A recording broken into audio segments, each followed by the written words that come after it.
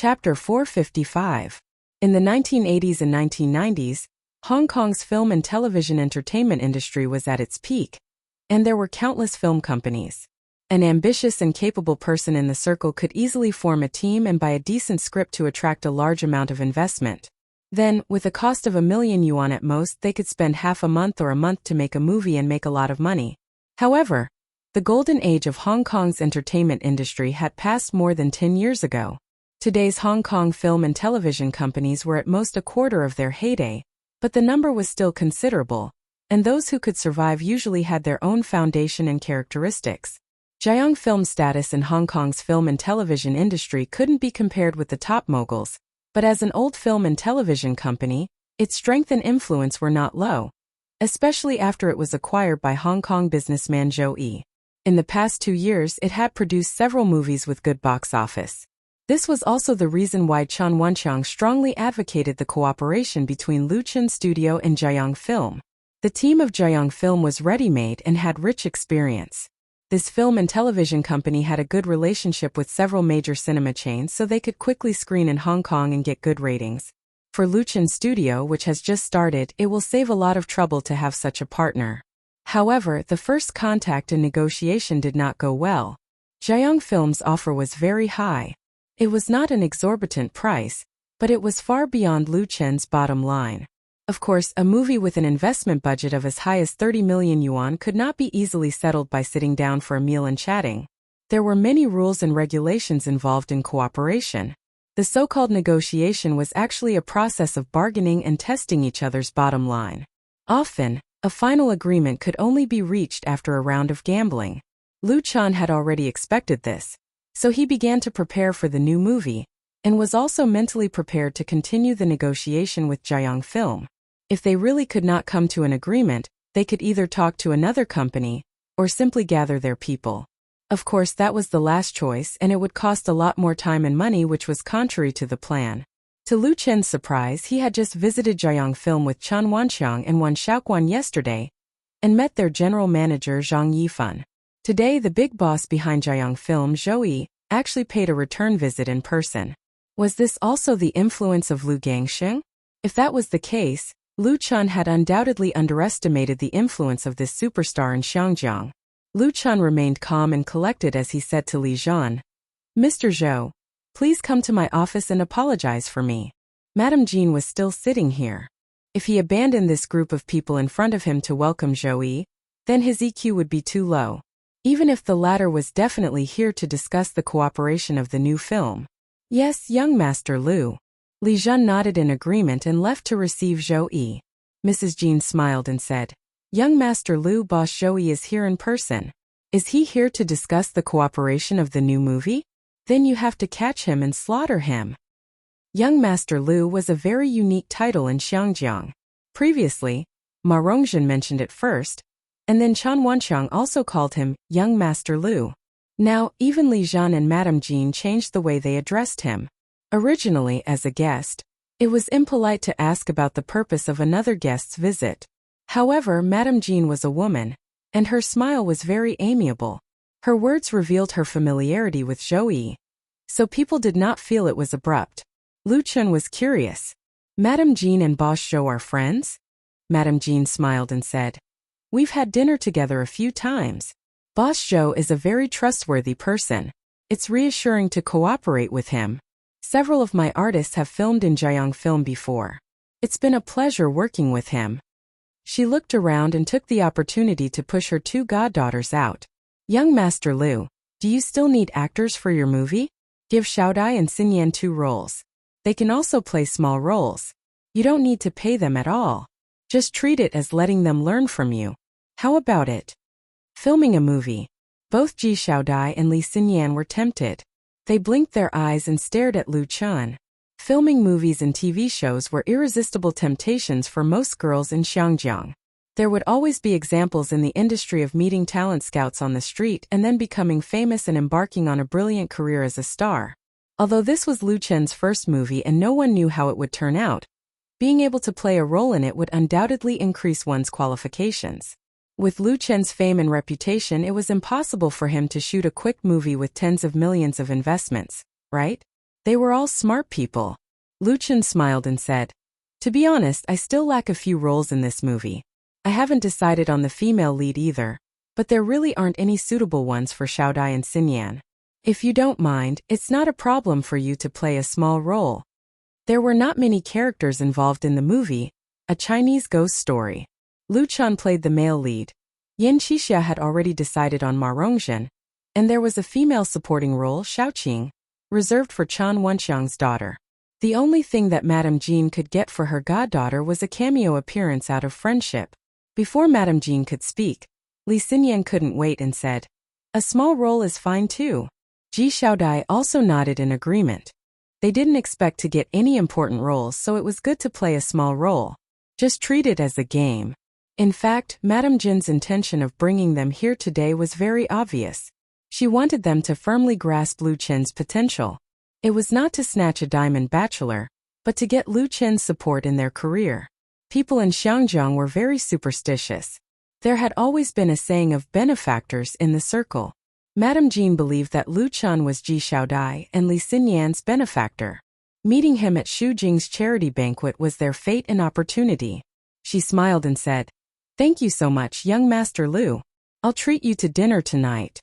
It's on Xiaodai and Xinyan's tab." Lu Chen really admired this person. No wonder Xu Jing admired him so much when she mentioned him. It would be strange if such a person didn't mix well in the entertainment industry. Madame Jean was very observant. She had achieved her goal, so she didn't continue to pester him. After a while she stood up and said, "Young Master Lu still has guests, so we won't bother you anymore. I'll inform Miss Li after booking a table. See you tonight." Ji Xiaodai and Li Xinyan also stood up, bowed and said, "Goodbye, Teacher Lu. I'll see you out." Lu Chen personally saw Madame Jean and the others out, and then returned to his office. Zhou Yi, the chairman of Jiayang Pictures, was already waiting there. Chapter 456. Zhou Yi was a very pure businessman. He was born in a middle-class family and received a good education from a young age. After graduating from a famous foreign university, he first engaged in foreign trade, and his business was doing very well. After earning the first pot of gold in his life, he quickly switched to the financial industry. After experiencing the 2002 stock crash in Xiangjiang and the rising tide of the housing market in 2005, his assets quickly accumulated more than 100 million, and he became a rather famous financial investor. 10 years later, Zhou Yi established his own investment fund, which had many investment projects in the real economy and the internet industry, and most of them were profitable. In Xiangjiang, Zhou Yi was definitely not one of the richest people, and he could not even be considered as one of the second richest. However, he was highly regarded in the industry, and was known for his accurate judgment and brilliant methods. According to Chen Wenxiang, Zhou Yi was a trustworthy business partner, but definitely not suitable to be a friend. This was because he always put profits first, and if his own interests were harmed, even if it was an old friend, he would turn against him. Therefore, this director of Jiayang Pictures had a mixed reputation in the industry. Some people had a good impression of him while others disliked him. When Lu Chen first saw Zhou Yi, his first impression was that he did not look like a businessman who only cared about profits. He was in his 40s, slender and refined, wearing a pair of black-rimmed glasses, and had a strong scholarly air. His face was fair without any facial hair, and he looked slightly feminine. His slender eyes were reserved. Apart from Zhou Yi, there was a man and a woman sitting in Lu Chen's office. The man should be Zhou Yi's bodyguard. He was dressed very smartly, and his eyes were shining brightly. He stood silently in the corner. As for the woman, Lu Chen stared at her for 3 more seconds. It was not that Lu Chen was lecherous or impolite, but this beautiful woman in a long dress with picturesque features had an indescribable demeanor. She sat quietly on the sofa, as if she was a frozen painting of a court lady. "Mr. Zhou, sorry to keep you waiting." Lu Chen took a step forward and took the initiative to extend his hand to Zhou Yi. "Please forgive me for my negligence." Zhou Yi smiled and held Lu Chen's hand tightly as he replied, "Mr. Lu, you're exaggerating. I came abruptly." Usually, the meeting between the two of them should have been arranged beforehand. Zhou Yi and Madame Jin's arrival was very sudden. Felt like a surprise attack. Lu Chen asked, These two are. Zhou smiled. Let me introduce you. This is my cousin Nie Mingzhu. The woman in the white dress slowly stood up and extended her hand to Lu Chan, saying, "Hello, Mr. Lu." Her voice was very pleasant, a little soft, and she spoke fluent Mandarin. It had the taste of Jiangnan. "Hello." Lu Chan held her little hand and was a little surprised. "Miss Nie, have you lived in Suzhou before?" Nie Mingzhu smiled and said, "I was born in Xiangjiang, but I spent high school and university in Jinling. I even worked for Suyang for a year, so I can be considered half a Jiangnan person." There was a smile at the corner of her mouth, with a hint of playfulness, and her whole person seemed to have become lively because of it. Lu Chan was secretly amazed. In terms of appearance and temperament, among all the women he had seen, only Chen Feier and Qin Qing could be compared to her, and they condensed the beauty of heaven and earth. Lu Chan deduced that the other party's family background was definitely not ordinary. An ordinary family would not be able to cultivate such an outstanding young lady. Burying his thoughts in his heart, Lu Chan invited the two of them to sit down again and asked Li Zhan to bring a new cup of tea. The atmosphere between the two of them was very good. Zhou did not explicitly state the purpose of his visit. Instead, he chatted with Lu Chan about the current film and television industry in Xiangjiang, including the existing problems and future development direction. He focused on the industry support policy that the Xiangjiang government had just introduced and its impact on the entire industry. Zhou was obviously not the kind of person who boasted and spoke eloquently. He did not say much, but he was always able to hit the nail on the head. Many of his viewpoints made Lu Chan feel refreshed. Following this topic, Zhou talked to Lu Chan about a Chinese ghost story. He thought that Lu Chan had chosen a good time to come to Xiangjiang to develop, and the success or failure of this movie was very important, especially in terms of quality. There was no room for sloppiness. According to the current news, there were only 24 movies produced in Xiangjiang that could be screened in the mainland through the support policy, which was exactly 2 movies per month. Compared to the number of movies produced in Xiangjiang every year, there were really too many monks and not enough gruel. The competition would definitely be extremely fierce, and getting a slot was not only based on connections but more importantly the quality of the movie. Even if a shoddy movie could pass the review and be screened in the mainland, it would still be a disgrace. The Xiangjiang government would definitely not agree to it. Lu Chan deeply agreed with this. He had an understanding of the policy conditions in this area, but not as in-depth as Zhou. At this time Nie Mingzhu, who had been playing the role of a listener, also interrupted. However, she was talking about the script of a Chinese ghost story. As for Jiang Pictures, Lu Chan's studio had already sent the script over, so it was normal for Nie Mingzhu to have seen it. She was obviously very interested in the story that was adapted from Strange Tales from a Chinese studio. There were quite a lot of questions. Lu Chan patiently answered them one by one. He had already understood Zhou real intention. The other party did not mention it directly, undoubtedly because he did not want to fall into a passive position in the subsequent negotiations. Instead, he put the choice on his side. Zhou finally said, "Mingzhu graduated from the Jinling Film and Television Academy and majored in acting. Originally, she planned to stay in the country to develop, but her family was worried, so she returned to Xiangjiang." So that was it. Lu Chan nodded, indicating that he understood. There was no need to be too straightforward when talking to a smart person. After this exchange, although it did not involve any negotiation terms, in fact, the two parties had taken a big step towards the success of the cooperation. The following developments also proved this point. In the following days, Lu Chan Studio and Jiang Pictures started a new round of negotiations, and finally reached an agreement on the 7th day after Lu Chan arrived in Xiangjiang. Both parties were very satisfied with this agreement. Lu Chan held his bottom line, and Jiang Pictures not only got a share of the profits, but also got the female lead of a Chinese ghost story, and another important supporting role, Grandma Tree. The one who played Nie Xiaoqian was Nie Mingzhu. On the 2nd day after signing the cooperation agreement with Jiang Pictures, Lu Chan handed the follow-up matters to Chan Wanqiang and Wan Xiaoquan. He flew to Huhai with his assistant Zhang Xiaofang, and then transferred to Wuming City. Chapter 457. Lu Chan flew to Wuming to visit the set. The object of the visit was, of course, his girlfriend Chen Feier. The latter was filming the long historical TV series, Shangshi Longsong, on the Mongolian steppe. She had been there for several days, and it was said that the conditions were quite difficult. Shangshi Longsong was the 2017 blockbuster TV series of CCTV. It had a huge investment and a strong cast. Naturally, the shooting period was very long, and most of the scenes were shot in real scenes.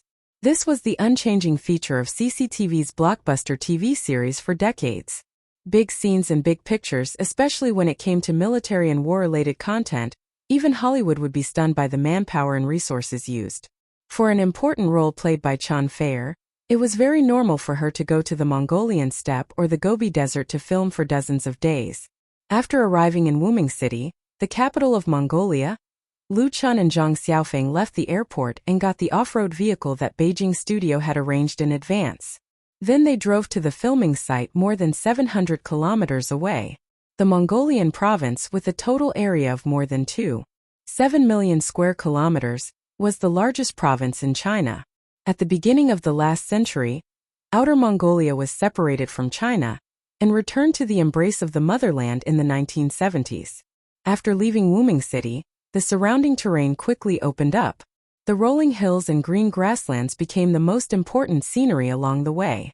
After driving along the highway for more than 300 kilometers, it was already dark by the time they reached Barto City. The two stayed in Bader City for a night, filled up the off-road vehicle, and continued northwest. Out of Bader City, they entered the vast Mongolian steppe. There were basically no regular roads here. Without the guidance of a satellite navigation system, it was very easy to get lost and not find the way back. But driving a powerful off-road vehicle on the steppe was definitely a kind of enjoyment. Opening the roof of the vehicle, bathing in the sun and wind, freely driving to one's heart's content, let people's mood fly with the release of dandelions. This was the first time that Liu Chen had come to Mongolia. On the way, he exchanged seats with Zhang Xiaofeng and drove by himself, enjoying the feeling of being far away from the world. At 8 o'clock in the morning, they set off from Bader City. At 2 o'clock in the afternoon, the two found Shuquanwai, where the film crew of CCTV's Shangshi Longsong was located. Shuquanwai was a large settlement for the local Mongolians. It was located by the Little Mirror Lake and had a population of more than 10,000. The Mongolians had been living a nomadic life for generations, but in modern times, with the continuous growth of the population and the development of animal husbandry, the contradiction between survival and the environment became increasingly prominent. In order to protect the ecology of the prairie, many Mongolians began to live a settled life. Shuquanwai was such a settlement, which was equivalent to a grassland town. It was a local tourist attraction, and because of the relatively good conditions and facilities, it became the base of the CCTV Shangshi Longsong film crew. From afar, Liu Chen could see Aobao standing on a high slope with a colorful flag fluttering in the wind. The Aobao was a landmark on the grassland, and also the place where the herdsmen offered sacrifices. It was telling Liu Chen that he had finally reached his destination after traveling thousands of kilometers from the south to the north. Shuquanwai covered a large area. The central area was composed of large buildings and bungalows with white walls and green tiles. There were many beautiful Mongolian yurts scattered around the town on the grassland, and scattered cattle and sheep could be seen everywhere. In the distance was the sparkling Little Mirror Lake, and a group of horses were eating grass by the lake, chasing and playing. It was really a picturesque scenery. By inquiring the local villagers, Liu Chen easily found the place where the film crew was stationed. It was an independent compound, and a vehicle with the word Shangshi Longsong Film Crew was parked in front of the gate. He must have found the right place. There was a staff member in the compound. When Liu Chen went in to inquire, the staff member recognized him at a glance. "Are you Liu Chen?" The staff member of the Central TV film crew was very surprised. "Why are you here? Don't tell me you're here to film with our crew? I haven't received any notice." Liu Chen was not on the cast list of Shangshi Longsong film crew, but it was normal for such a strong cast to add or lose an actor temporarily. It was not worth making a fuss about. Liu Chen smiled and said, "I'm here to visit." Visit? The staff member was suddenly speechless. It was also normal for actors and artists to have friends in the circle to visit when they were filming outside. However, this was the central area of the Mongolian grassland, and the nearest city was hundreds of kilometers away. The staff member was very experienced, but he had never seen anyone like Lu Chan. He suddenly came to a realization. You're here to see Chen Feier, aren't you? Wasn't Chen Feier Lu Chen's girlfriend? The relationship between the two of them was really good. The staff member sighed and said enviously, Miss Chan and the crew are filming at the hunting ground. I guess they won't be back for 2 days. It's more than 100 kilometers away from Shuiquanwai. Lu Chan replied without thinking. Then I'll drive there myself. It's not hard to drive more than 100 kilometers. He had already run thousands of kilometers. How could he miss more than 100 kilometers? The staff member asked with a smile. You didn't come without informing Miss Chan, did you? Lu Chan nodded a little embarrassedly. He didn't inform Chen Feier in advance that he came to visit her. The purpose was to give her a surprise. During his time in Hong Kong, the two talked on the phone every day. He knew that Chen Feier had a hard time filming, and he almost had a scandal. Although it was just a misunderstanding and it had been solved, he still felt a little sorry in his heart. Therefore, before the shooting of a Chinese ghost story officially began, Lu Chan rushed over to visit her. It was difficult for lovers in the entertainment industry to stay together for a long time. If the relationship wanted to remain unchanged, both sides needed to maintain it carefully. Although the relationship between the two had always been very good, it didn't mean that they didn't need to be cared for. Sure enough, the other party slapped his thigh. I knew it would be like this. It's really romantic. Then I'll go with you and give you something by the way, so that you don't go the wrong way. Lu Chan was surprised. That won't delay you, right? The staff member said with a smile. It doesn't matter. There are other people stationed inside. I'll just tell them. Lu Chan was grateful. Thank you so much. You're welcome. The other party waved his hand and said with a smile, just give me an autographed photo.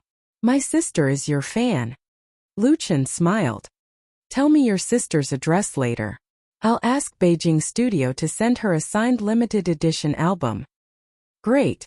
So, under the leadership of the crew member, Lu Chan and Chen Feier drove to the hunting ground 100 kilometers away again. They traveled all the way just to meet their beloved. Chapter 458.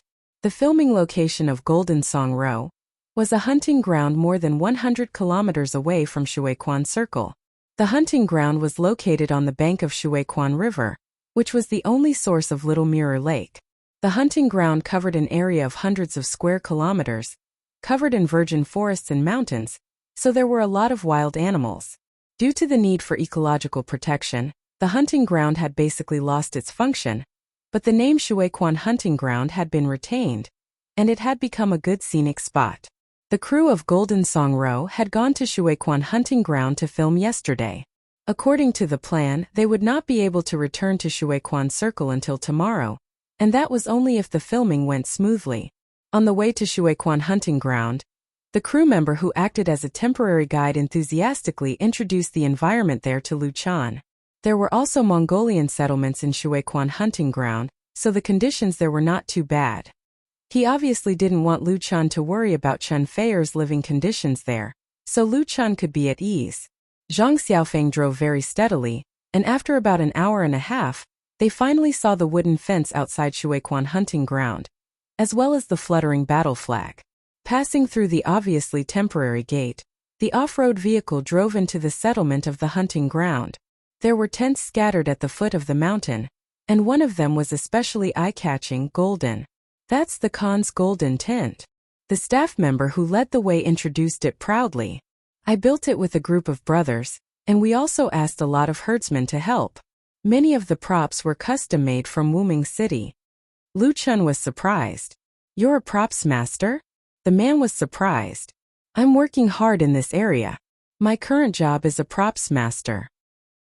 He had come to Shuiquan Hunting Ground with a few props. We're here.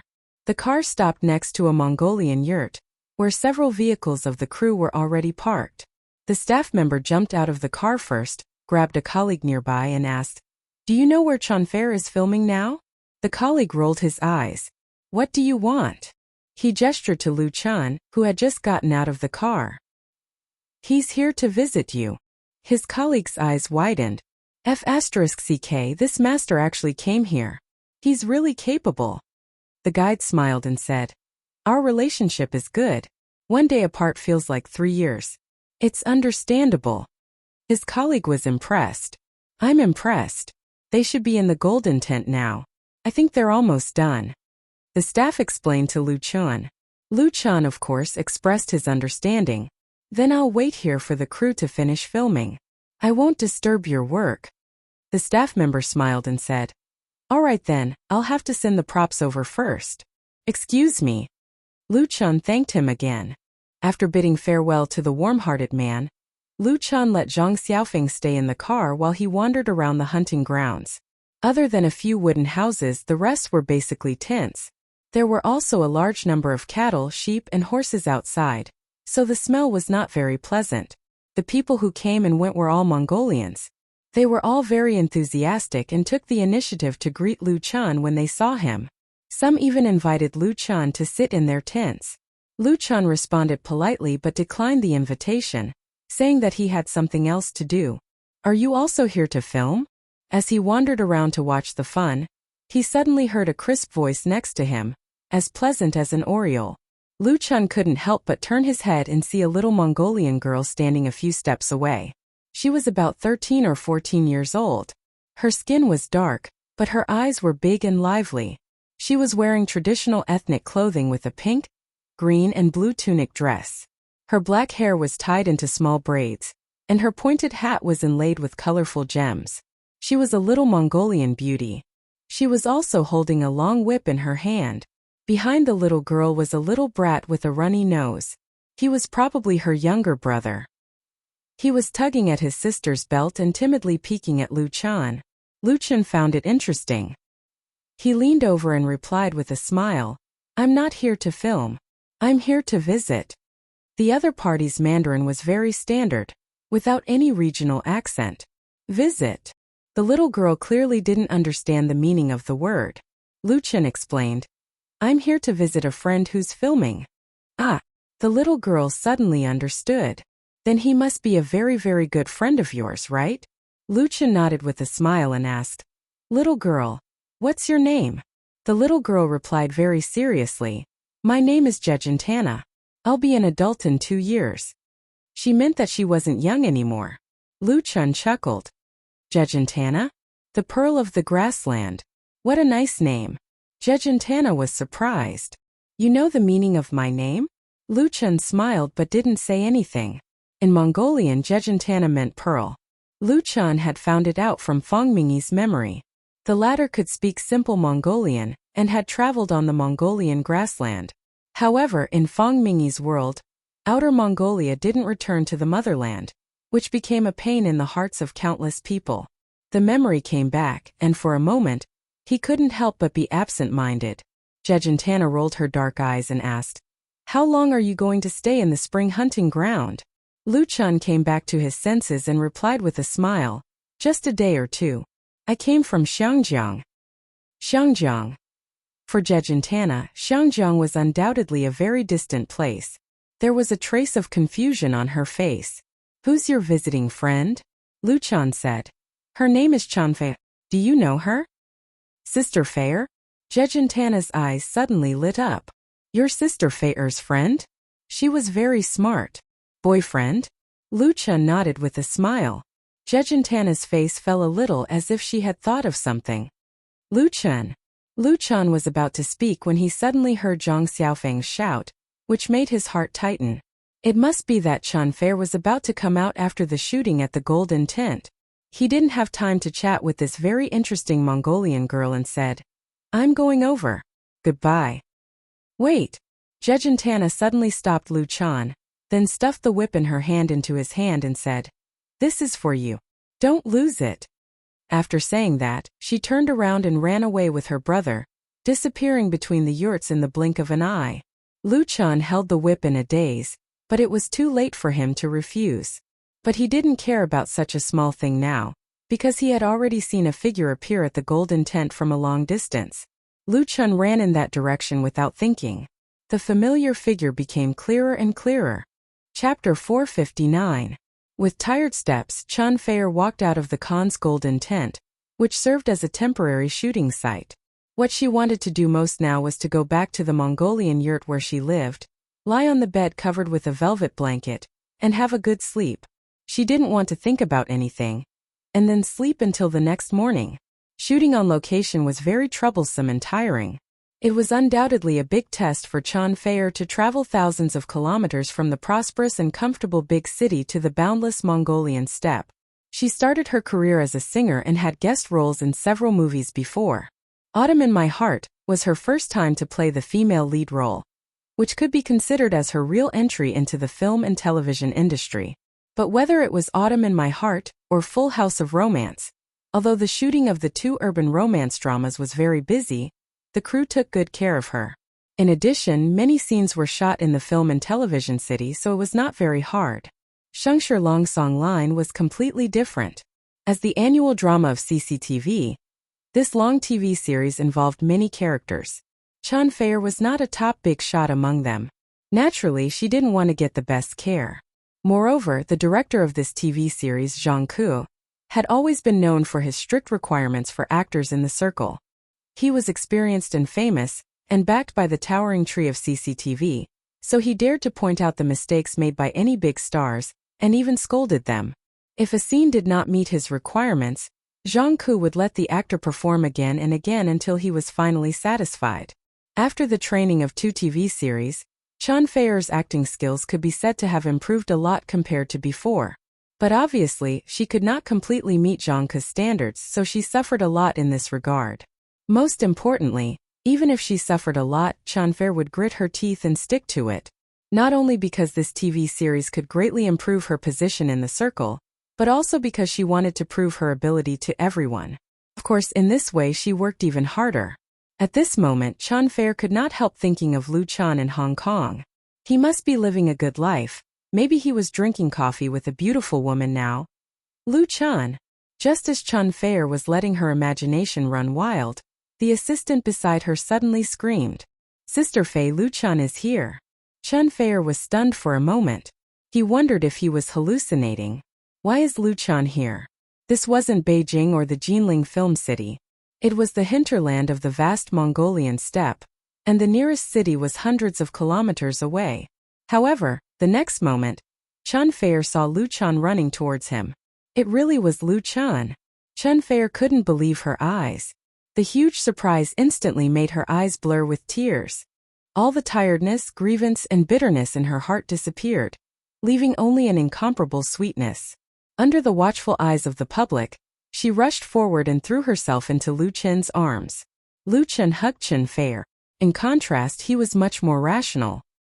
He noticed all kinds of strange eyes from all directions, so he could only resist the impulse in his heart and did not make any overly intimate moves. He patted his girlfriend's back and whispered, "You've lost weight." The tears in her eyes suddenly fell. Chan Fair wanted to cry in his arms, but she didn't forget where she was. She gently broke away from Lu Chen's arms, reached out her hand to wipe the tears from the corners of her eyes, and asked, "Why are you here?" Lu Chen smiled and said, "I missed you, so I came." The onlookers expressed that these words of love gave them goosebumps all over their bodies. Many single people suffered 10,000 points of critical damage at the same time. They simply couldn't continue to watch. "Chan Fair, is this your boyfriend?" The words of praise came from a dark and thin middle-aged man. He was about 40 or 50 years old, wearing a dark gray jacket. His hair was messy and his cheekbones were high. He looked at the two of them with a pair of bright eyes. Chan Fair hurriedly introduced him to Lu Chan. "This is our director, Director Zhang Kazhang." "Hello, Director Zhang." Lu Chan immediately stepped forward and took the initiative to extend his hands to him. "I'm Lu Chan. I've heard a lot about you." It was estimated that everyone in the country knew Director Zhang Kazhang, and Lu Chan was no exception. He was a direct TV series director of CCTV. He had shot large-scale historical series such as Qin, Romance of Sui and Tang, The Ming Empire, Opium War, and so on. Not only was he well known in China, but he also had a great reputation in the Asian film and television industry. In front of this great senior in the circle, no matter how many TV series and movies Lu Chan had shot, He was still a junior. Zhang shook hands with Lu Chan, and a smile appeared on his serious face. I know you. Zhang Wentian once mentioned you to me. Is Wan Xiaoquan helping you now? Lu Chan replied respectfully. Yes, Director Wan is currently in Hong Kong to shoot my first movie. Zhang nodded. It's not easy for Wan Xiaoquan either. You're very good. He looked at Chun Feier and said, as Chun Feier's boyfriend, you are qualified. Everyone laughed. At this moment there were a lot of people around, many of whom were actors in the crew. They were still wearing their costumes. Those with high status could stand in, while the extras could only look at them from afar and point at them. The male actors admired and envied Lu Chan, while the female actors mostly admired and envied him. It was very common for stars to visit the set, but coming here to visit the set was not something that ordinary people could do. Lu Chan was a little embarrassed by their laughter.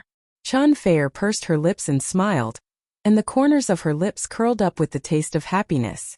She introduced other actors to Lu Chan. This is Big Brother Lang. This is Yen Kong, Teacher Yen. Sister Ruan.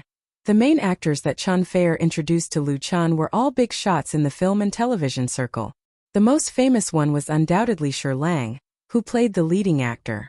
He had won 3 major domestic film awards and starred in several popular films and TV series. Lang was tall and handsome.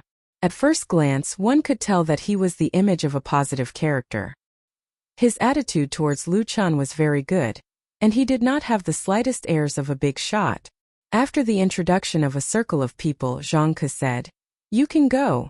Remember not to delay tomorrow's shooting." His words were sincere and meaningful. Several actresses giggled, and Lang and the others also smiled ambiguously. Chun Feier's face was red with laughter, and she hurriedly pulled Lu Chan to the tent where she lived. Chapter 460. Absence makes the heart grow fonder. They hadn't seen each other for more than half a month. Couples in love always wanted to be together at all times. Being apart from each other was the most difficult thing to bear. When they met again, the flames of love would naturally burn especially fiercely. It was just that it wasn't dark yet, and the crew had just finished shooting. There were people coming and going outside the tent, and it was very lively. Under such circumstances, Lu Chan could only forcibly suppress the impulse and have a little warmth with Chun Feier to resolve his lovesickness. Chun Feier, who was blushing, grabbed Lu Chen's hand that was moving in her skirt. She said shyly with her beautiful eyes, "Okay, let's talk about it at night." Her eyes were so charming that they were about to drip water. She was very attractive. Fortunately, Lu Chen's willpower was strong enough. Otherwise, he would really push her down at all costs. He reluctantly withdrew his hand and lowered his head to kiss Chun Feier's pretty face. The two leaned against each other and talked about their respective situations. Lu Chan told Chun Feier everything he had encountered in Xiangjiang. Compared to Chun Feier, who was filming here, he could say a lot more. So most of the time it was Chun Feier who was listening. After listening, Chun Feier said with a smile, "You're lucky. You actually got a like from Lu Gangsheng. With him protecting you, you can do whatever you want in Xiangjiang's entertainment circle." What she said, Lu Chan was impressed by his girlfriend. She must have seen a lot of gangster films in Xiangjiang. "Do you know Lu Gangsheng?" Chun Feier replied, "I've seen him twice, but I'm not familiar with him. My main friends in Xiangjiang are Sister Xu Jing." Lu Chen asked, "What about Madame Jean?" Chun Feier smiled and said, "Madame Jean is too smart. We can cooperate but not be friends." Lu Chen nodded. He thought of Zhou Yi. Chun Feier's evaluation was very accurate. Madame Jean was not much different from Zhou Yi. Chun Feier picked up the whip on the bedside table and asked curiously, "Where did you get this?" "Oh," Lu Chen explained. "I met a Mongolian girl just now, Jejentana. She forced it on me. It was not good to throw away a gift from someone else, so when he came in just now, he casually placed it here." "Jejentana?" Chun Feier was surprised. "Is it Jejentana from the Qian family? That pretty little girl?" Lu Chen wasn't sure. "Think so." Chun Feier's eyes widened. He waved the whip in his hand. "She gave you this whip and you accepted it? You didn't return it to her?" Lu Chen suddenly felt like he had fallen into a trap. "Is there a problem?" Chun Feier immediately laughed, shaking like a flower. She leaned on Lu Chen's shoulder and said with a smile, "This is a girl's whip for Mongolian girls. They are all made by themselves and usually only given to their sweetheart. It's equivalent to a token of love. Jejentana fell in love with you at first sight. That's why she gave you this whip the moment they met." "You actually accepted it?" Lu Chen didn't know whether to laugh or cry. How would I know? He really didn't know. In Fang Mingyi's memory of Mongolia, there didn't seem to be such a custom. "Then I'll return it." Chun Fei criticized. "Jejentana is a good girl. Don't you think you're hurting her heart by doing this?" Lu Chun was speechless. "Then what should I do?" Chun Fei said with a smile, "You don't have to do anything. This was a custom in the past. It doesn't matter now. When Jejentana meets someone she really likes, she will naturally weave another whip." Actually, someone in our crew also received a whip. If Brother Sherlang hadn't found out what was going on later, I'm afraid he would have wrapped it up and brought it back. So that was how it was. Lu Chun was finally relieved. He knew that Chun Fei was deliberately teasing him. He reached out to tickle Chun Fei in revenge. Chun Fei was most afraid of tickles. She laughed and dodged. Suddenly, she grabbed a whip from behind her like a magic trick and waved it at Lu Chun. She said proudly, "Don't you dare bully me. I have one too. Be careful or I'll whip you."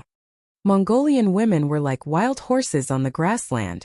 Timid and wretched cowards couldn't conquer them. They liked real men, and this whip was used to tame wild horses.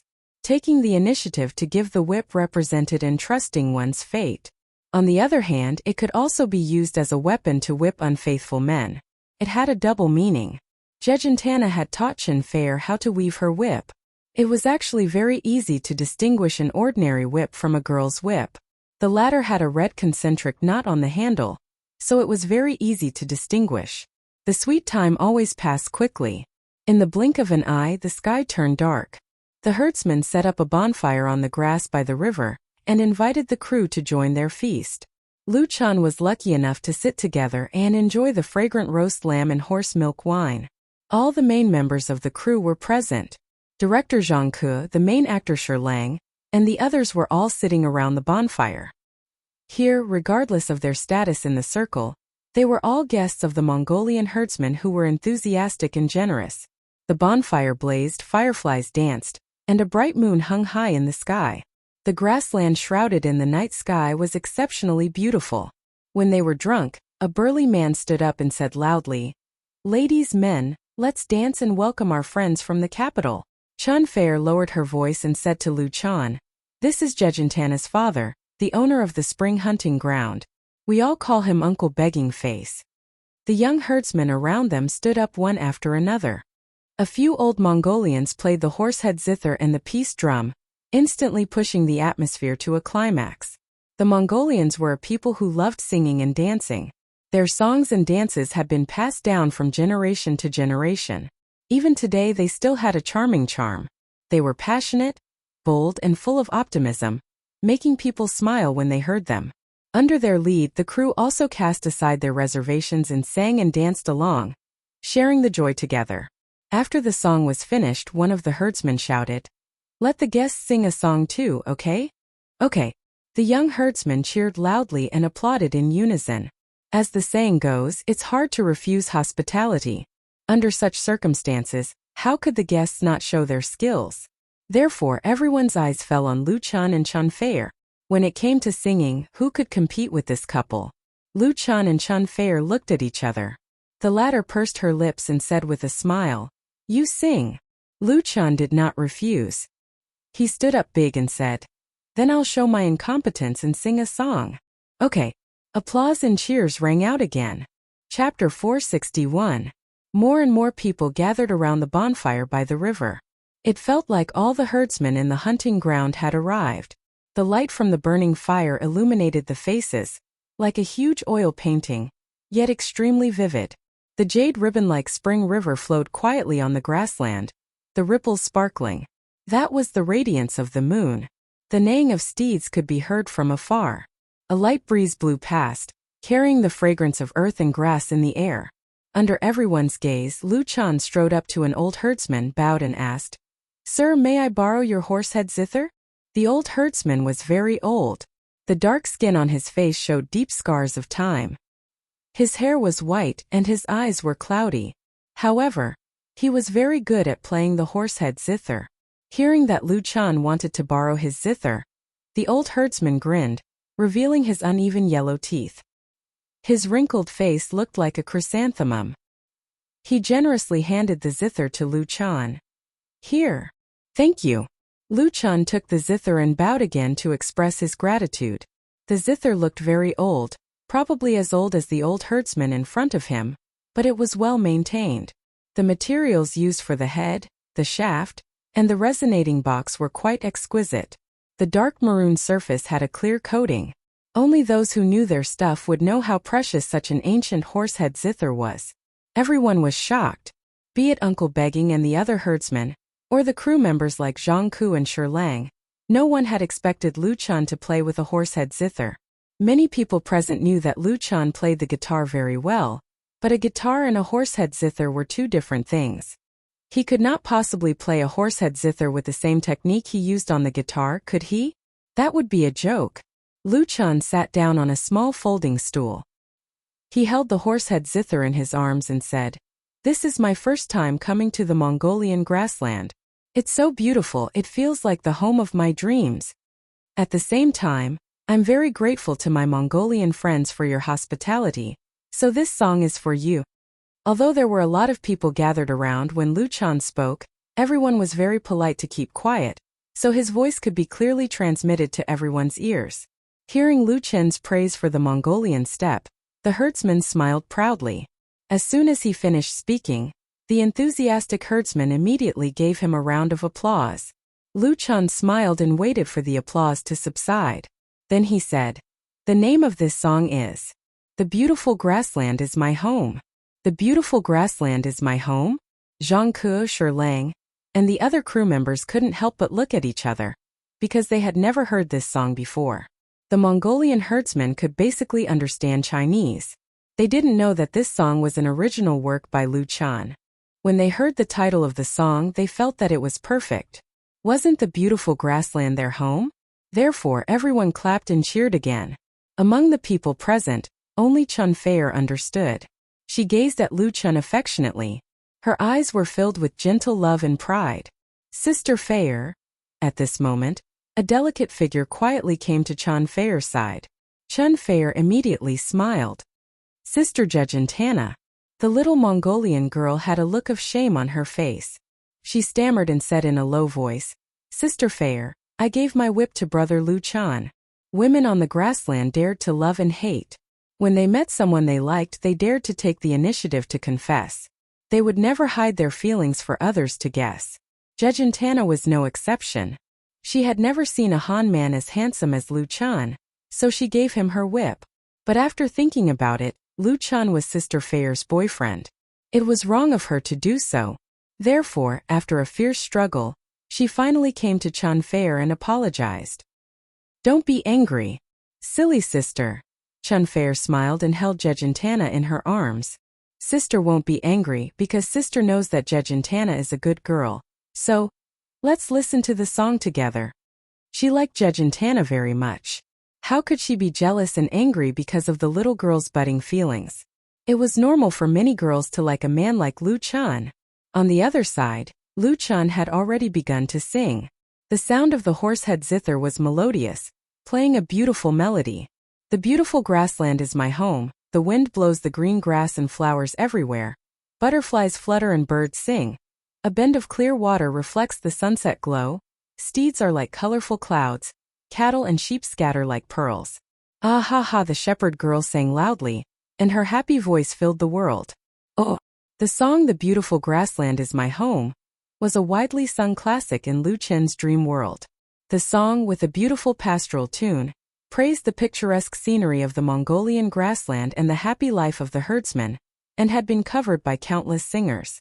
Lu Chan played the horsehead zither, and it could be said to be an original interpretation. The first two bars were a series of upward and upward movements, as if herdsmen were climbing high to overlook the vast grassland. The yurts blooming like lotus flowers and the cattle and sheep scattered on the pasture like pearls. making people involuntarily immersed in the atmosphere created by the song. Later, there was a sublimation in the music, pouring out the infinite praise of the herdsmen for the beauty of their hometown. The continuous ups and downs and a progressive sense of narration made the lyrical color of the song more rich. At this moment, this place, this scenery, this zither, this song, who could not be intoxicated? The beautiful grassland is my home, the water is clear and the grass is beautiful, I love it, the grassland is like a green sea, the yurts are like white lotus flowers, the herdsmen describe a happy scene. The spring scenery is picturesque, ah ha ha ha, the shepherd girl sings loudly, her happy voice is heard all over the world, the shepherd girl sings loudly, her happy voice is heard all over the world. The structure of the second paragraph was exactly the same as the previous one. The four phrases developed in a square. In addition to a deeper level of improvement in the music in terms of lyricism, there was a more lingering charm. In particular, there was a long note in the last sentence, with a strong attachment. That was the author's love and love for the beautiful grassland, a reluctant confession. The sound of the zither and the song lingered, drifting between the yurts, across the spring river, and fluttering over the boundless grassland. Until the end of Lu Chen's singing, no one spoke. The surroundings were quiet, as if a magic of time had been cast, and only the crackling sound of the firewood burning in the bonfire reminded people. Many herdsmen were intoxicated by the song, and many even had tears in their eyes. Born here, grow up here, sing here, cry here and die here. Perhaps they did not know these words, but their love for their hometown had long been integrated into their bones and blood, and that strong and blazing emotion was completely aroused by Lu Chen's singing at this moment. The beautiful grassland is my home. Note: the beautiful grassland is my home. Lyricist, Huahua/composer, Alateng Ol. Chapter 462. Times were developing, society was progressing, and the influence of modern civilization was everywhere. The Mongolians, who had lived a nomadic life for generations, were gradually changing their way of life. Many young people in the tribe went out to explore the bustling big cities and see the more wonderful world outside. Some never returned and some went and came back again. But for those who left and those who continued to stick to this land, the prairie would always be their home, their root, and their spiritual sustenance that could not be erased by thousands of mountains and rivers. Lu Chen's song, "The Beautiful Prairie is My Home," was also the voice of the herdsmen, so it touched their hearts and shook their souls. They couldn't calm down for a long time. Good. Uncle Qian's roar woke up those who were still immersed in the song. Holding a big bowl of horse milk wine, he strode in front of Lu Chen and said in a deep voice, "Young man, this is the best song I Qian have ever heard in my life. This bowl of wine is for you." This was Jejentana's father, a Mongolian man. He had the back of a tiger, the waist of a bear, and the appearance of a boorish man. His square face was dark red, and his hair was thick. He looked powerful and strong, and he exuded a valiant aura. But when he looked at Lu Chen, his eyes were full of admiration. Lu Chen quickly put down the horsehead zither and took the huge bowl with both hands. Uncle Qian was the owner of this hunting ground, equivalent to the tribe's leader. He personally toasted Lu Chen. Even if he was drunk, he couldn't refuse this bowl of wine.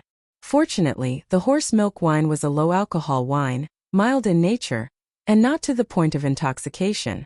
So Lu Chen put the silver bowl to his mouth and drank the wine in one gulp, without missing a drop. Good. Uncle Qian praised loudly again and gave Lu Chen a thumbs up, and the surrounding herdsmen cheered in unison. Lu Chen conquered this group of unruly grassland men with his performance. Zhang Ku, who was sitting not far away, saw this and sighed in his heart. Although he was a film director and not a music professional, his understanding of music undoubtedly far exceeded that of ordinary people. Zhang Ku had never heard of Beautiful Prairie My Home, but it was absolutely impossible for such a song with a beautiful melody and moving lyrics to remain unknown. The only explanation was that it was Lu Chen's original work, and he had improvised it after he came to the Mongolian steppe. In the circle, Lu Chen is famous for his creativity, and is known as the number one of the new generation of singers. What kind of talent was that? Zhang Ku had seen many talented and capable young people, but Lu Chen had undoubtedly left the deepest impression on him. An idea suddenly popped into the director's mind. Begging uncle asked, "Young man, who wrote the song you are singing?" His name is Lu Chan, and he is Sister Feier's boyfriend. At this time, Jejentana came out and revealed Lu Chen's identity. She looked at Lu Chan with longing eyes and asked, "Brother Lu Chan, this song is really beautiful. Can you teach me? I want to sing it to all the grassland people at this year's White Festival party." The White Festival was the most solemn and grand annual festival of the Mongolians, equivalent to the Spring Festival. Starting on the first day of the first lunar month, people made New Year's greetings to each other, toasted, dined, sang and danced to their heart's content, and had entertainment to celebrate the health and happiness of the whole year. Begging Uncle Qian smiled and touched his daughter's head. This was his most cherished pearl. Lu Chan said with a smile, "I wrote this song. If you like it, I'll let you sing it." "Really?" Jejentana was surprised and delighted. She clapped her hands and said, "That's great." Her laughter was as pleasant as a silver bell, full of joy and joy. Many people in the crew looked at Jejentana in a different way, because the latter obviously did not know that the price of a song by Lu Chan was one of the highest in the circle. Lu Chan was able to rise miraculously in the entertainment circle and win the heart of Chan Fei. His talent in music creation was the most important factor, and he had made more than one or two new stars popular. Jejentana got the song "Beautiful Grassland My Home." Even if it was just a cover, as long as she manipulated it, did it mean that a star would rise on the grassland? Others could not get it, but she could get it with just a word. How could people not be envious, jealous, and hateful? Really? Begging Uncle Qian was also surprised. He widened his eyes, waved his hand and said, "Bring another bowl of wine." The way this grassland man expressed his gratitude and admiration was always so simple and direct. It was hard for Lu Chan to refuse such hospitality, so he had to drink another big bowl of horse milk wine. Even if the alcohol content of horse milk wine was low, it could not withstand such drinking. After finishing the second bowl, his face turned red, and he was really a little drunk. Begging Uncle Qian laughed and patted Lu Chan on the shoulder. "Good man." Lu Chan could only smile bitterly. After the bonfire dinner, Lu Chan was supported by Chan Fei and staggered back to her tent. Helping Lu Chan lie down on the soft and comfortable bed, Chan Fei fetched some hot water, wrung a towel in the basin, and thoughtfully put it on his face. The heat seeped into the skin through the pores, making people feel comfortable, and also made Lu Chan's drunkenness dissipate a lot. He took a long and comfortable breath, and his whole person became much more sober. Chan Fei said coquettishly, "You drank too much last night." Lu Chan said helplessly, "I didn't want to, but they all came to get me drunk." In addition to the herdsmen, the crew members also tried to get him drunk. Even Shi Lang had offered him a bowl, so how could he not drink? Of course he couldn't, so he drank too much. Chan Fei said in disgust, "You reek of alcohol. Don't touch me at night." Lu Chan chuckled and suddenly reached out to grab her, pulling her directly into his arms, and leaned over to kiss her. He said vaguely, "I want to touch you." Chan Fei giggled and resisted. She turned her head and said, "Then sing me a song, one I haven't heard before." She had made similar requests several times, and she was pleasantly surprised every time. This time Lu Chan even gave Jejentana a song. Lu Chan gave up and pretended to be deep in thought. After a while he said, "Got it." He hugged Chan Fei and hummed softly in her ear. "In a faraway place there is a good girl. When people pass by her accounting room, they will look back longingly. Her pink smiling face like the red sun. Her beautiful and moving eyes, like the bright moonlight at night. I would like to be a little lamb to follow her to herd sheep. I would like her to hold a thin whip. Keep hitting me gently." Lu Chen's singing became very, very soft, and in the end it was almost undetectable. Then it turned into the sound of even breathing. He couldn't resist the alcohol and had already fallen asleep. Chan Fei tightly leaned against Lu Chen's broad chest. She only wished that time would stop at this moment forever. It was so warm. Chapter 463. Early in the morning, when Lu Chan woke up from his sleep, the first thing he saw was Chan Fei curled up in his arms. She was still sleeping soundly with a faint smile on her lips. Lu Chan hugged her arm tighter and sniffed the familiar fragrance of his girlfriend. He didn't want to get up. Achoo! However, a knotty strand of hair accidentally touched Lu Chen's nose, causing him to sneeze. As a result, Chunfei was woken up. Lu Chun rubbed his nose in embarrassment and asked with a smile, "You're awake? Why don't you sleep a little longer?" Chunfei shook her head and leaned her body against Lu Chun lazily. She said in a sweet voice, "I still have filming today." It was wishful thinking to sleep in when working in Director Zhang's crew.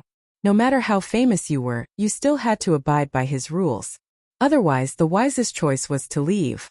Zhang Ku had reminded her yesterday, so Chunfei didn't dare to take it lightly. Sigh. Lu Chun couldn't help but sigh. He traveled thousands of miles to visit the Mongolian grasslands. He thought that he could spend the night with Chunfei and enjoy the scenery of the grasslands together, but it turned out to be just a dream. Chunfei giggled and turned her head to kiss her boyfriend to comfort him. How could this be enough? Lu Chun had to press her under his body, ready to seize the time to do something indescribable. Speaking of which, the best time last night was wasted. It was an unforgivable mistake. After being separated for more than half a month, Chunfei was also aroused and passionately catered to him. Sister Fei, brother Lu Chun. Just when the two of them were about to explode, a clear shout came from outside the tent. "Are you guys up?" Gigantana. Lu Chun, who was like an arrow on the bowstring, suddenly felt as if a basin of ice water had been poured over his head. He couldn't help but curse in a low voice.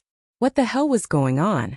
Chunfei, whose face was flushed, rolled her eyes at him coquettishly, struggled to get up from the bed, put on her coat and walked out. "Sister Gigantana, what's the matter?" It turned out that Gigantana had brought breakfast to the two of them. There was milk tea, beans, cheese and pies. They were all authentic Mongolian food, and they had just been made. Of course, there was a reason why the little girl was so attentive. It was because Lu Chun promised to teach her the song "Beautiful Grassland Is My Home" last night, so she couldn't wait.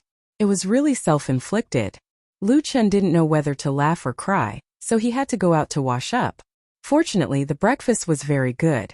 The milk tea was mellow and fragrant, and the pies were delicious. Lu Chun ate a few of them in one go. After filling his stomach, he felt much more refreshed. After breakfast, Gigantana carried the harp over. Not only did this little Mongolian girl want to learn to sing, but she also wanted to play and sing like Lu Chun. Although she was young, she had already learned to play the harp, and the harp she used was an ancient harp passed down in her family. The little girl was so eager to learn, and she liked the song so much.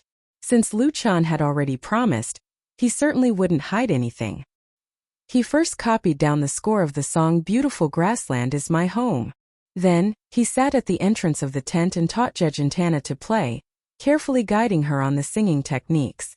What surprised Lu Chun was that Gigantana not only had a beautiful voice, but she also had a very strong learning ability, and a very good sense of music, so she was able to learn very quickly.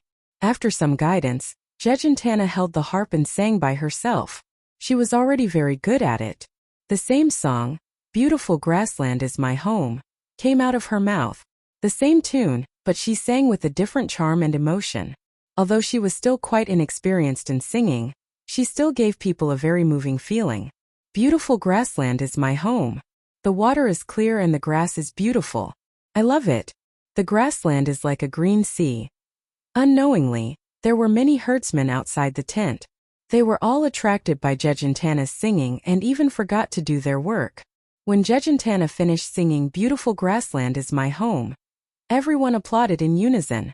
Gigantana's face was red, and she looked very cute.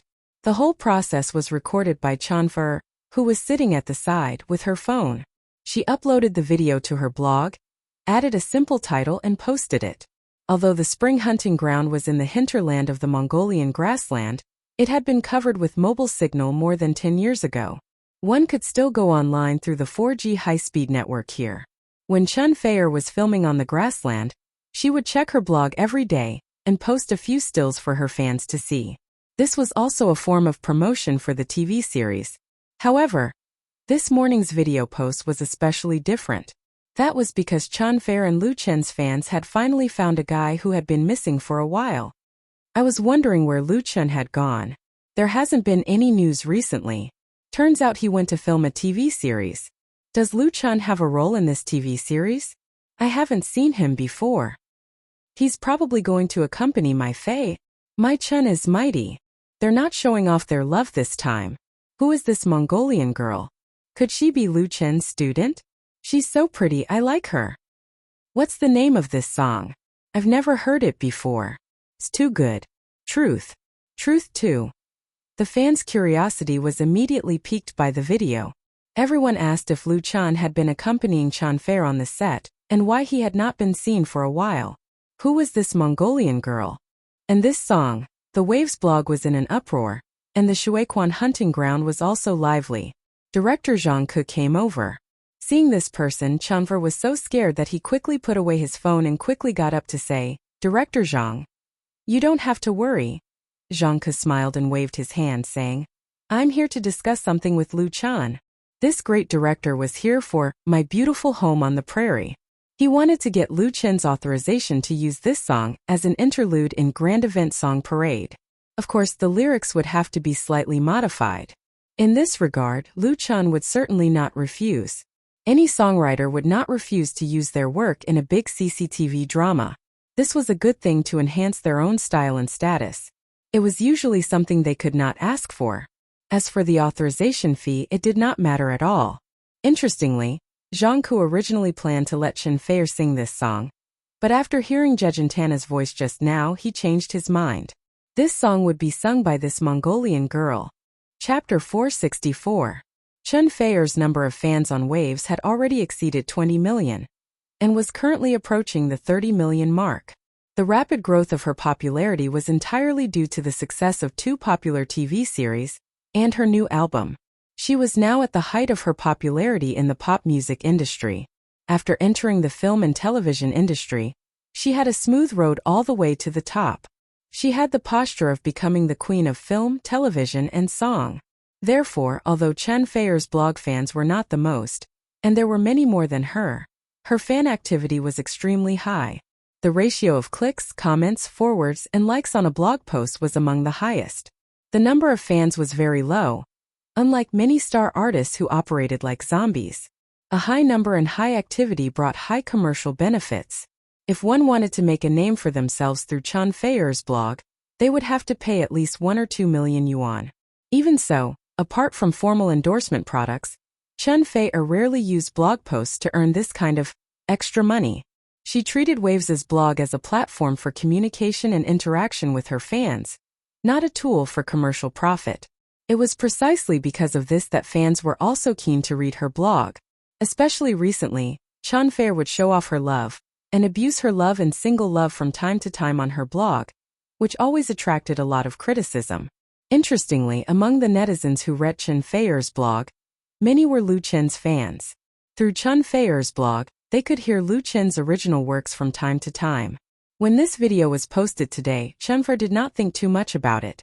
She liked Jejentana very much, and then felt that the scene of Lu Chan teaching her to play and sing was very beautiful and touching, so she filmed it and shared it with her fans. Beautiful things naturally had to be seen and experienced by everyone. But inadvertently, Chen Fei made Jejentana popular. As a Mongolian girl, Jejentana's appearance could first make the eyes of the majority of netizens light up. Her pure beauty and cuteness, coupled with very ethnic characteristics of clothing, coupled with a natural voice, instantly conquered countless otakus. Most importantly, she was accompanied by Lu Chan, and Chen Fei filmed her. The combination of the two was very influential. There was no need for deliberate promotion, and it could still produce a sensational effect. In addition, Beautiful Grassland is My Home, a song with distinct ethnic characteristics and theme style, also gave people a refreshing feeling. As a result, this video was widely forwarded on Waves' blog. Many people in the circle saw it and liked it, commented and praised it, and then quickly spread to forums, Tieba and QQ groups. This was the power and charm of the internet. Something that had just happened thousands of miles away could be transmitted in all directions in an instant. It was like a butterfly flapping its wings on the grassland, and it could set off a storm in the distance. In the process, people couldn't help but ask curiously, who is this Mongolian girl? Unfortunately, Chen Fei turned off her phone after posting her blog post. She had a lot of shooting tasks today. She needed to go over in advance to put on makeup and dress up. She had no time to pay attention to the feedback on the blog, so naturally, she couldn't answer fans' questions. On the other side, the discussion between Zhang and Lu Chan went very smoothly. Zhang also liked this song Beautiful Grassland Is My Home. The TV series he was shooting was also called Shangshi Long Song. Naturally, he needed a lot of musical works to enrich the theme. Ancient songs and ancient music were certainly indispensable. A song with distinctive ethnic characteristics like Beautiful Grassland Is My Home could also be fully integrated into it. For Lu Chan, this impromptu song was different from his other popular works. Its real value could not and should not be measured by money. In fact, in his current position, money was very meaningless. Therefore, Lu Chan licensed this song to CCTV for a symbolic copyright fee of 1 yuan. This approach was not pioneered by Lu Chan. Of course, Lu Chan could clearly negotiate the licensing fee with CCTV according to his own position. CCTV could definitely pay hundreds of thousands of yuan. But in this way, he couldn't expect CCTV to invest resources to promote the creator or content related to the creator. Therefore, there was no point in haggling over it. The licensing fee for a song was at most tens of thousands. It was very cost-effective to use it in exchange for a friendly cooperative relationship with CCTV. Zhang contacted the relevant departments of CCTV, and Lu Chan contacted his own studio. With the help of fax, the two sides quickly settled the contract. It only took more than an hour. Zhang was very happy about this. After signing the contract, he shook hands with Lu Chan and said, "Don't worry, I won't bury this work." In director Zhang's view, Lu Chan was really considerate. If he bargained with CCTV for a small profit, it would inevitably take up a lot of his time and energy. That would be very bad for his mood. Since Lu Chan was willing to pay, he must give something in return. This was also the rule of the circle. Lu Chan said with a smile, "Thank you for your kindness, Director Zhang." Zhang waved his hand. He thought for a moment and said, "There's no other way today. Tomorrow, I'll rearrange the work and give Chun Fei a day off. You can go out and have fun." It was undoubtedly rare for a great director like Zhang to change the shooting plan for an actor without special circumstances or irresistible reasons. It was also because he appreciated Lu Chan and Chun Fei. In addition, Lu Chan flew over from Hong Kong to visit the set.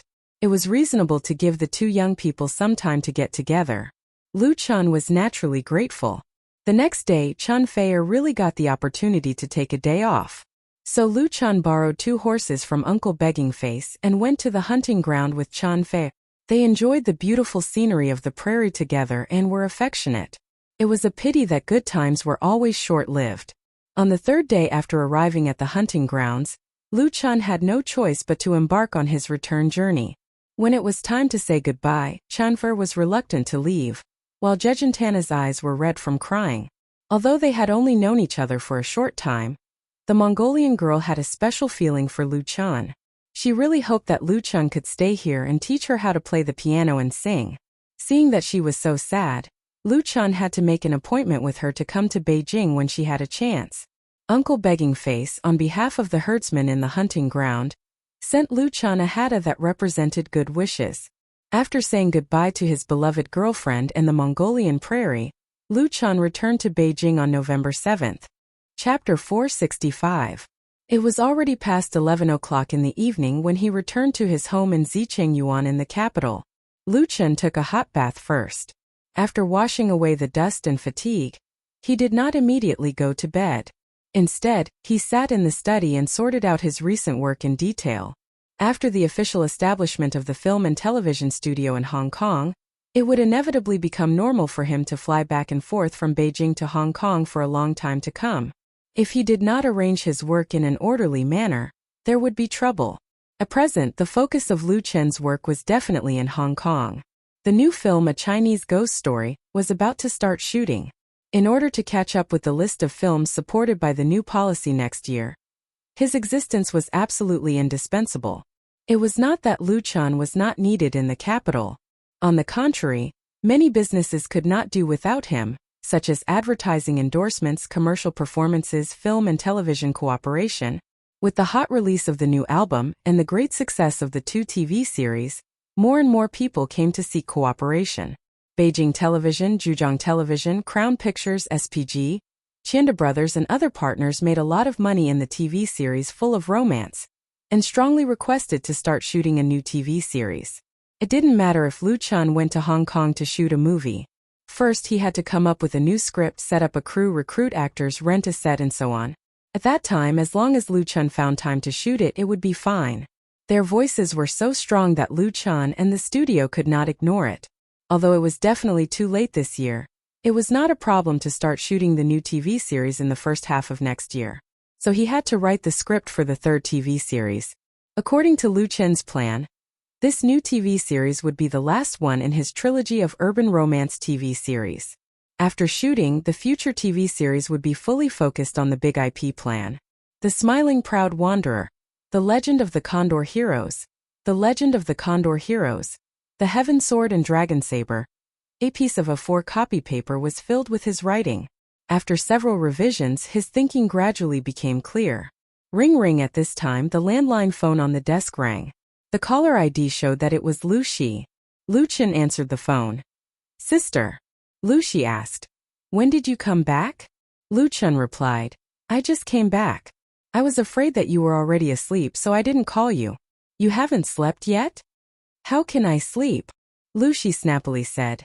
"You found a good seedling in the Mongolian steppe. Why didn't you sign him?" "Ah." Lu Chun was confused. "What good seedlings?" Lu Shi was exasperated. "Jejintana? That Mongolian girl is now very popular on the internet. She was signed by Chun Fair Studio." "Ah." Lu Chun had never expected that Lu Shi would call him in the middle of the night to talk about Jejintana. He had no idea that Jejintana had become famous on the internet, so he hurriedly asked what was going on. Lu Shi saw that Lu Chun really did not know the truth, so she told him the whole story. It turned out that the morning before yesterday, Chun Fair posted a video on his blog. The content of the video was the scene of Lu Chun teaching Jejintana to play and sing, "The beautiful grassland is my home." As soon as the video was posted, it immediately became popular on the internet, and the number of views kept rising. The number of comments and reposts on Chun Fair's blog post had exceeded 1 million today, and it reached the top of the homepage of Waves's blog. Then at that time, many netizens wanted to know who this Mongolian girl was. It was only last night that Chun Fair briefly introduced her in a new blog post. Thus, the 14-year-old Jejintana became a real internet celebrity overnight. That night, her name was on the hot list of online searches. Then this morning, Chun Fair Studio announced on its official blog that they had officially signed Jejintana. So that's how it is. Lu Chun finally understood. He remembered that when they were at the spring hunting ground, Chun Fair had said that Jejintana had the potential to become a star. At that time, Lu Chun did not pay much attention to it. He did not expect that Chun Fair would directly sign Jejintana. Lu Shi was unhappy. She scolded. "You're forgetting about your sister when you have a wife. Wouldn't it be better if we signed Jejintana ourselves? We can't possibly rely on you to support the Beijing studio forever, right?" The original purpose of the establishment of Lu Chun Studio was to serve Lu Chun alone, but as his fame grew and his career grew, the studio's expansion was inevitable. Now, Beijing Studio had been doing business with the outside world. The recording studio that had been invested in the construction of was not idle, and the daily work schedule was full. But this obviously could not meet Lu Shi's expectations, because in the circle, many star studios were developing into entertainment agencies. She also hoped to expand Lu Chun Studio into a real first-class company in the industry. Therefore, the original strategy of not poaching people and not signing people was changing. After more than a year, Lu Shi had treated Lu Chun Studio as her own business. She had long given up the plan to apply for graduate school and devoted herself to work. It could be said that without her efforts, Lu Chun might not have achieved what he had today. Now seeing such a good seedling like Jejintana being signed by Chun Fair, even if the other party was her future sister-in-law, Lu Shi was very unhappy. He had a wife and forgot about his sister. Lu Chun did not know whether to laugh or cry. "Why don't I talk to Fair?" He believed that as long as he asked, Chun Fair would definitely sign Jejintana over. Lu Shi was not fooled. "Don't try to shift the blame. Do you think I would fight with your girlfriend? If you have the ability, you can discuss with Fair and merge the two studios into a new company. Then you don't have to separate. Lu Chun suddenly realized that after saying so much, this was probably his sister's real idea. But thinking about it carefully, her proposal was very reliable and operable. It was the so-called strong combination, and the effect was definitely greater than two. The only problem was that the two were not married or engaged yet. Merging the studio was not a small matter. He did not know what Chen Feier thought. Of course, Lu Shi did not really want Lu Chun to make the decision immediately. She just made a good suggestion. In the end, the decision was still made by Lu Chun and Chen Feier. His sister cared about Lu Chen's life and told him about his mother and sister in Binhai. Although there was a lot of chatter, Lu Chun felt warm in his heart. When he ended the call, it was already midnight. He reorganized his thoughts, then made a document on the computer, saved it, and went to rest. Chapter 466. Good morning, Director Lu. The beautiful front desk lady bowed, and her sweet voice made Lu Chun couldn't help but take another look at her. The front desk of Lu Chun's studio had always been Sister Xiao Mei. Not long ago, she was transferred to Lu Shi's assistant, which could be considered a big upgrade. This front desk lady was recently recruited. At that time, Lu Chun just went to Xiangjiang. It was said that the news of recruiting a new front desk lady was released, and there was an endless stream of beautiful women coming to apply for the job. The competition was very fierce. It was a pity that he didn't get to see it, but this carefully selected new employee was undoubtedly very pleasing to the eye. Lu Chun nodded. Morning. Although the studio was founded by him, the position of general manager was always held by Lu Shi. Lu Chun himself was originally the music director, and now he was the art director. He asked one more question. What's your name? The front desk lady smiled sweetly and said, My name is Wang Yali, you can call me Shaoli. Director Lu, Manager Zhang of Shanghai Publishing House is waiting for you in the reception room. Do you want to meet him in the office or? Lu Chun said. I'll go see him directly. Shanghai Publishing House was one of the top 10 private publishing houses in the country. Its headquarters was located in Beijing. When Lu Chun published the novel Autumn in My Heart, this publishing house bought the copyright with a high price of 15% plus 500,000 yuan. Later, the novel version of Full House of Romance was also cooperated with Shanghai Publishing House. So far, the total sales of these two novels by Lu Chun had exceeded 5 million. As a work adapted from a film and TV series, the results were very dazzling. Putting aside the influence of the work itself, Shanghai Publishing House also contributed a lot. Therefore, in the list of partners of Lu Chun's studio, Shanghai Publishing House was the first. Manager Zhang of Shanghai Publishing House, Zhang Yaocheng, and Lu Chun knew each other. This deputy general manager cum chief editor personally ran to the studio to wait for Lu Chun. Of course, Lu Chun had to personally come out to receive him. Manager Zhang, long time no see. In the reception room, Lu Chun once again saw Zhang Yaocheng, a middle-aged man with a refined temperament. Zhang Yaocheng shook hands with Lu Chun and said with a smile, Director Lu, you are a busy man. It's not easy to find you. Lu Chun was ashamed. Recently, I have been preparing to shoot a movie in Xiangjiang. I really can't be here. Zhang Yaocheng said. This time, let me directly sign the contract. This time, let's just sign the contract.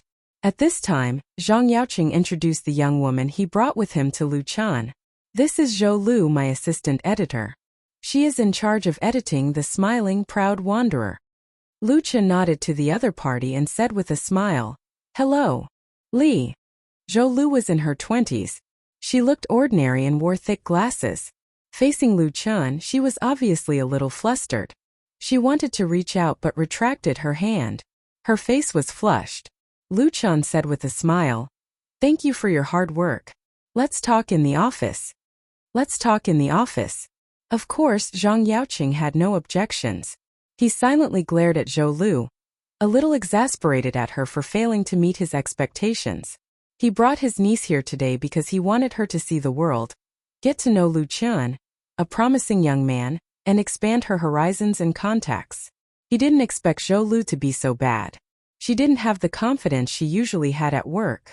It could only be said that Lu Chun's charm was too great, or his halo was too dazzling. Zhou Lu, a young girl, couldn't keep calm. After sitting in Lu Chun's office, Zhou Lu finally reacted. She took out a thick stack of books from her briefcase. There were 5 books in total, and she put them in front of Lu Chan. Zhang Yaoqing explained. This is a sample book specially made by our publishing house. The title was written by the famous calligrapher Mr. Fu Guangyuan. Please review it, Director Lu. Lu Chan picked up the book on the top and looked at it carefully. Although it was just a sample book, it was basically not much different from an official published book. The color laser-printed cover was very high resolution. The 4 big black characters, the smiling, the proud wanderer, were bold and powerful, showing the extraordinary skills of the writer. The strokes of the pen had an unrestrained chivalrous spirit. Lu Chan was very satisfied. The smiling, the proud wanderer was the test of Lu Chan's big IP plan. In May and June of this year, he published the online version on Waves Reading under the pen name, Remembering the Present and the Past. At the beginning, the performance of the smiling, the proud wanderer was terrible. There were very few clicks, favorites, and comments. It was very bad. But when Lu Chan continued to update the book to more than 200,000 words, the performance of the book improved greatly. More and more readers liked the book.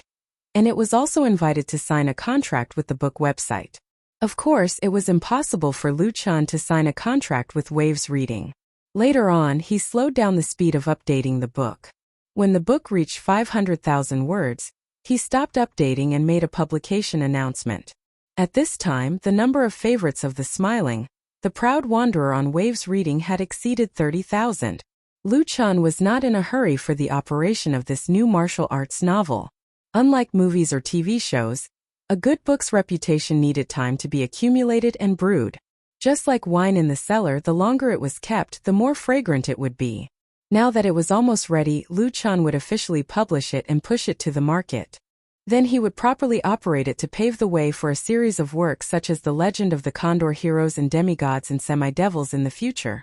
There were 5 volumes of The Smiling, the Proud Wanderer, with about 1,000,000 words. The design and binding of the book were antique, and the layout of the text was neat. Undoubtedly, Shanghai Publishing House had put a lot of effort into it. When Lu Chan was reviewing the sample book, Zhang Yaoqing was not calm. When Lu Chan Studio brought the manuscript over, the publishing house had a dispute on the specific terms of the contract, because the author of The Smiling, the Proud Wanderer, was not famous in the martial arts circle and had no previous works. There was definitely a risk in publishing such a book. It was easy to lose a lot of money if the royalty and the guarantee were involved. But after Zhang Yaoqing read The Smiling, the Proud Wanderer, and knew the feedback of the readers who read this book on Waves Reading, he resolutely decided to sign the contract according to the highest level of treatment for authors. This is not only the need to continue the good cooperation with Lu Chan Studio, but more importantly, Zhang Yaoqing has a strong interest in this martial arts novel. His professional sensitivity tells him that in the traditional book reading market, The Smiling Proud Wanderer definitely has a place. Therefore, after knowing that Lu Chan had come back from Hong Kong, he immediately went to visit him and sent the sample book that he had carefully prepared, to ensure that he could get the publishing contract. Zhang Yaoqing believed that his sincerity was enough to get this cooperation, and in fact he was not disappointed. Chapter 467. Happy Cooperation. In the meeting room, Zhang Yaoqing, the Deputy General Manager of Shanghai Publishing House, and Lu Shi, the General Manager of Lu Chan Studio, signed the publishing contract for The Smiling, the Proud Wanderer. Zhang Yaoqing shook hands with Lu Shi and Lu Chan with a big smile on his face, and said sincerely, "Don't worry, we, Shanghai Publishing House, will devote all our resources to the promotion of this novel, and make The Smiling, the Proud Wanderer a hit in the book market at the end of the year." There were 5 volumes of The Smiling, the Proud Wanderer, with 1,000,000 words. According to the publishing contract signed by both parties, the first print run would be 100,000 copies of the hardcover edition, and 200,000 copies of the paperback edition. The total first print run would reach 1.5 million copies. For a novel written by a newcomer, and it was not a traditional best-selling novel, the first print run of The Smiling, the Proud Wanderer was undoubtedly too large. If it did not sell well, Shanghai Publishing House would suffer a great loss. As the leader of this publishing cooperation, Zhang Yaoqing also bore a considerable risk. To some extent, he was betting on his career and reputation in the circle. Of course, Zhang Yaoqing would not fight a battle he was not sure of. In addition to his confidence in the quality of the book, he knew the popularity of The Smiling, The Proud Wanderer on the internet, and the promotion of Shanghai Publishing House, Luchan and Chanfei Studios. The real risk was not that big. The two big names had more than 50 million fans on Wave's blog. Even with a discount, the sales of 300,000 copies was not a big deal. The serious thing was that if The Smiling, The Proud Wanderer became a hit under Zhang Yaoqing's leadership and created a new best-selling novel genre, then his reputation and status in the circle would definitely be enhanced big. Lu Shi smiled and said, "Thank you, General Manager Zhang." "You're welcome." Zhang Yaoqing asked tentatively. "To be honest, I admire the author of The Smiling, The Proud Wanderer very much. He must not be an ordinary person to be able to write such a wonderful novel. Can you invite him over for dinner?" In this publishing contract, Luchan Studio signed the contract as the agent of the author, and the author himself did not appear. Zhang Yaoqing did not find any information about Remembering Now an Ancient on the internet. This made him very curious, and he wanted to take this opportunity to get to know him. If The Smiling, Proud Wanderer really sells well, then it will be easy to talk about the follow-up works. Although Luchan Studio is the sole agent of the author, it also has to consider the author's preference, right? Zhang Yaoqing didn't mean anything else. It was nothing more than the professional experience of a veteran. Lu Chan and Lu Shi looked at each other, and the latter said with a smile, "I'm sorry, Mr. Zhang. This author doesn't like to socialize, and he has transferred all the copyrights to our studio, so if there's a chance to get the author's consent in the future, then we can arrange it." While explaining, Lu Shi quietly rolled her eyes at Lu Chan. It was all his mysterious tricks. In fact, Lu Shi could also understand Lu Chen's scruples. He was already so good at writing songs and singing, and he was also a good screenwriter and actor. If he published a novel and became a real best-selling author, it would make people speechless. Sometimes Lu Shi couldn't figure out how many things were hidden in her brother's head. She had never seen him have so many talents before, and they suddenly burst out. It was not a bad thing to keep a low profile. Zhang Yaoqing regretted. That's a pity. He didn't think that Lu Shi was deliberately perfunctory to prevent him from contacting the author, because with the strength and status of Luchan Studio now, there was no need to play this kind of trick. Moreover, many talented writers did not like to socialize. Often, only by devoting themselves wholeheartedly to writing could they create truly outstanding and classic works. After seeing Zhang Yaoqing and Lu Shi off, Lu Shi said to Lu Chan, "Xiaochu and others are waiting in the studio." Lu Chan couldn't help patting his head. "They're here too," Lu Shi said with a smile. "You are now a big shot in the circle, and people are watching your every move. So as soon as you came back, everyone came to your door. I think we need to give you another assistant." Lu Chan couldn't help laughing, shook his head and said, "I'm going to the recording studio." In the studio's recording studio, Lu Chan met the three beautiful girls of MSN again. The MSN girl group under Flying Stone Records has now become one of the most popular girl groups in the domestic pop music world. Its debut album, Not Yet Lovers, has now won double platinum. The number of fans on Wave's blog has exceeded 10 million. Announcements, commercial performances, and endorsements are all over the place. Flying Stone Records did not forget the great contributor behind the popularity of MSN. They have always maintained a good cooperative relationship with Luchan Studio. They even outsourced part of the recording studio business to the studio, so that the latter studio, which originally had no profit plan, actually made a lot of money. Of course, there was no free lunch in the world.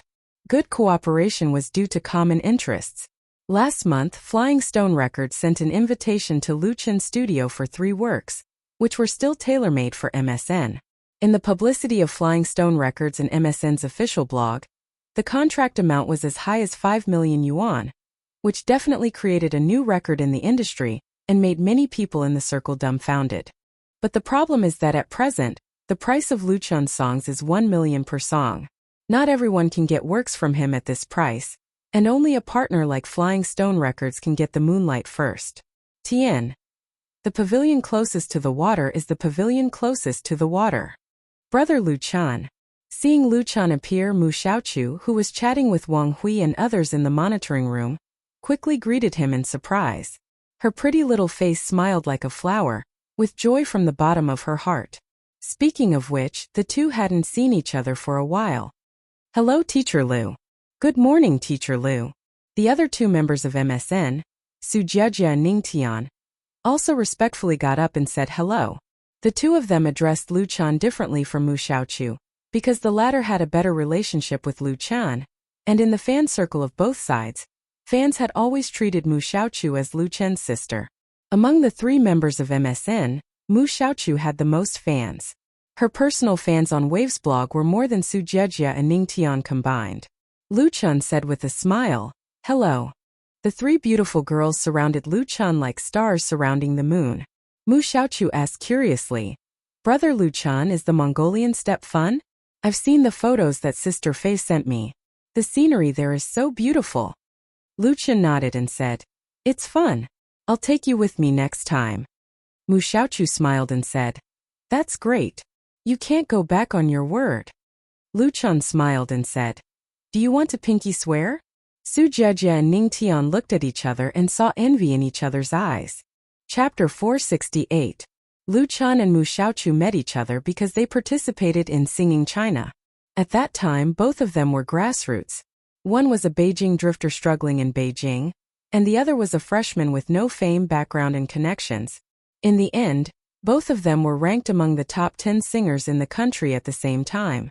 Many of Lu Chen's fans, especially the members of Lu Jiejun, knew and liked the girl who often appeared around Lu Chan at that time. Everyone affectionately called her little sister Xiaoqiu. Later, when Lu Chan and Chen Fei fell in love, it did not affect the relationship between the two. Mu Xiaoqiu could big intimacy with Lu Chan, and even if they were photographed by reporters, they did not have to worry about being exposed to gossip.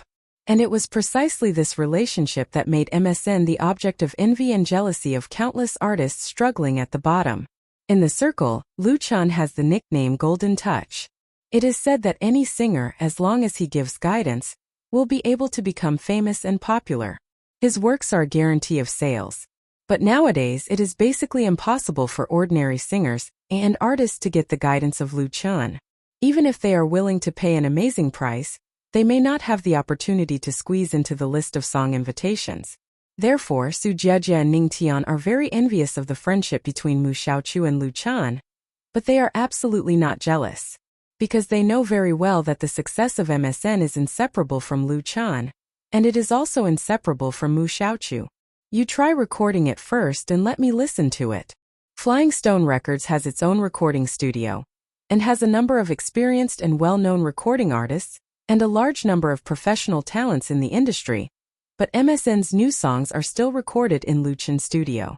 On the one hand, it is convenient for Lu Chan to give guidance on the spot. On the other hand, it also represents the attitude of Flying Stone Records. Not only that, Flying Stone Records also sent a recording artist to join Lu Chan's studio to help Wang Hui, who was already too busy to breathe, manage the recording studio. Otherwise, a lot of work would not be completed in time. The recording artist's surname was Hao. He was in his 30s, tall and thin with long hair.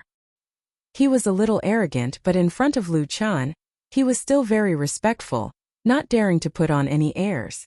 MSN's new song was recorded by him. The three girls entered the recording studio one by one, and put on huge monitoring headphones. After brewing for a moment, the prelude music quietly sounded in the monitoring room through the high-quality sound system. Mu Xiaoqiu, Su Jiejie, and Ning Tian looked very serious as they sang along with the music. Because we cannot fly, so the voyage of happiness is long, it was inevitable that there would be storms lying in ambush ahead. Want to try to separate our clasped hands. If you're not afraid, I won't panic if you don't panic. When we crossed the ocean of love, he would rejoice that he didn't give up in the end. On the bustling shore, the tears along the way, they were all buried as treasures. The name of this song was Ocean of Love. It was the theme song tailored by Lu Chan for MSN's second album. It was also the most important of the three works. Different from the immaturity of Not Yet Lovers, Ocean of Love tended to be mature in style. There was a strong determination and desire for love in the sadness, which increased the difficulty of singing a lot. Compared with the recording of Not Yet Lovers, the growth of MSN was visible. They had a very tacit understanding. A glance was enough to communicate a lot of information. Their grasp of the emotion of the work was more in place, which made people feel enjoyment when listening. The voices of the three girls were all excellent, but they were by no means the same. Mu Xiaochu's sweetness, Su Jiejia's mellowness, and Ning Tian's clarity formed the unique charm of this girl group. This kind of charm was vividly displayed through the song Ocean of Love. The turbulent ocean of love, there are too many sad waves. Let's not be like that. Let's not regret. Let's cross the ocean together. Let's go to the other side together. When it came to the climax of the chorus, the transformation of the three people's aura and the seamless connection were perfect. It was impossible to achieve this level without a long time of practice. Although it was the first audition today, the effect had reached the level of official recording. Lu Chan, who was listening in the monitoring room, showed a knowing smile. They were giving him a surprise. The music score of this song was composed by Lu Chan for MSN when he first arrived in Hong Kong. After more than half a month, they handed in a perfect answer sheet. There must be the supervision and guidance of professionals in Flying Stone Records, and the efforts of the three girls were indispensable. Tian Flying Stone Records, whether it was being a person or singing, whether they put their heart into it or not, it was completely different. This effort alone was worthy of praise. After the song Ocean of Love was sung, the three girls opened their eyes at the same time. Applause rang out in the monitoring room. They saw Lu Chan and the recorder, as well as several other staff of the recording studio, applauding through the thick glass. They looked at each other and smiled, with joy from the bottom of their hearts on their faces. Singing a good song can not only bring pleasure to the listeners, but it is also a very happy and fulfilling thing for the singer. Although they sang it very well for the first time according to the requirements of the procedure, Mu Xiaochu and others still recorded it several times. During this period, Lu Chan also pointed out some details to make the title song perfect. Tian. The title song is very beautiful. By the time everyone came out of the recording studio, it was already noon. Mu Xiaochu took Lu Chen's arm and said, "Brother Lu Chan, let's have lunch together." "Okay?" Lu Chan said with a smile. "Are you treating?" The three girls couldn't have asked for more, and they nodded quickly. Lu Chan said sternly, "You can treat us, but you must let me pay, otherwise I won't go." Su Jejia and Ning Tian were stunned. Only Mu Xiaochu giggled and said, "Then we'll treat you to a big meal." Lu Chan was joking. They chatted and laughed, and they had lunch in a nearby restaurant. In the afternoon, they continued to record the other two songs. In the evening, the official blogs of Lu Chan Studio and Chan Fair Studio released the same blog post at 8 o'clock sharp. The basic content of the blog post was that the two studios signed the copyright of the novel, The Smiling Proud Wanderer, by the author, Yijing Gu. It would be officially published this month, and it was expected to be filmed in the second half of next year. It was the first time that the two studios released the same blog post at the same time, and the content involved the new TV series shooting plan. Naturally, it inevitably attracted the attention of countless fans and people in the industry. Lu Chan and Chen Feier's new TV series was actually a martial arts film, which surprised many people. In turn, it also aroused a strong interest in The Smiling Proud Wanderer. What kind of martial arts book could make the two TV stars, who had created domestic and foreign ratings records, recommend it so grandly? For a time on major search engines, the search volume of The Smiling Proud Wanderer suddenly skyrocketed. Note: Ocean of Love lyricist, Sure-wrenching/composer, Heiko Schmidt, Roberto Rosen, Jade Violone. Chapter 469. The Smiling the Proud Wanderer was first published on Wave's literature website in May of this year. In the absence of a contract or recommendation, it gradually accumulated considerable popularity by relying on the word of mouth of readers. Many readers spontaneously promoted this rare martial arts book in forums and QQ groups. The Smiling the Proud Wanderer fans have set up more than a dozen groups, which has a certain influence in the niche category of online literature. But this book is obviously a physical book, which is very different from the current mainstream novels on the internet. Therefore, the search volume on the internet is not high, and it is in a state of tepid popularity. As of October, the index of The Smiling the Proud Wanderer on the search list of the largest domestic search engine, Flash Search, is more than 20,000, ranking very low in the same type of search, far from the top 100. However, when Lu Chan and Chan Fair Studio announced that they had signed the copyright of The Smiling, the Proud Wanderer, and prepared to shoot a TV series next year. This long martial arts novel instantly became popular on the internet. By 11 o'clock in the evening, the keywords of flash search had been searched more than 5 million times, and soon it was on the hot search list on the homepage of flash search.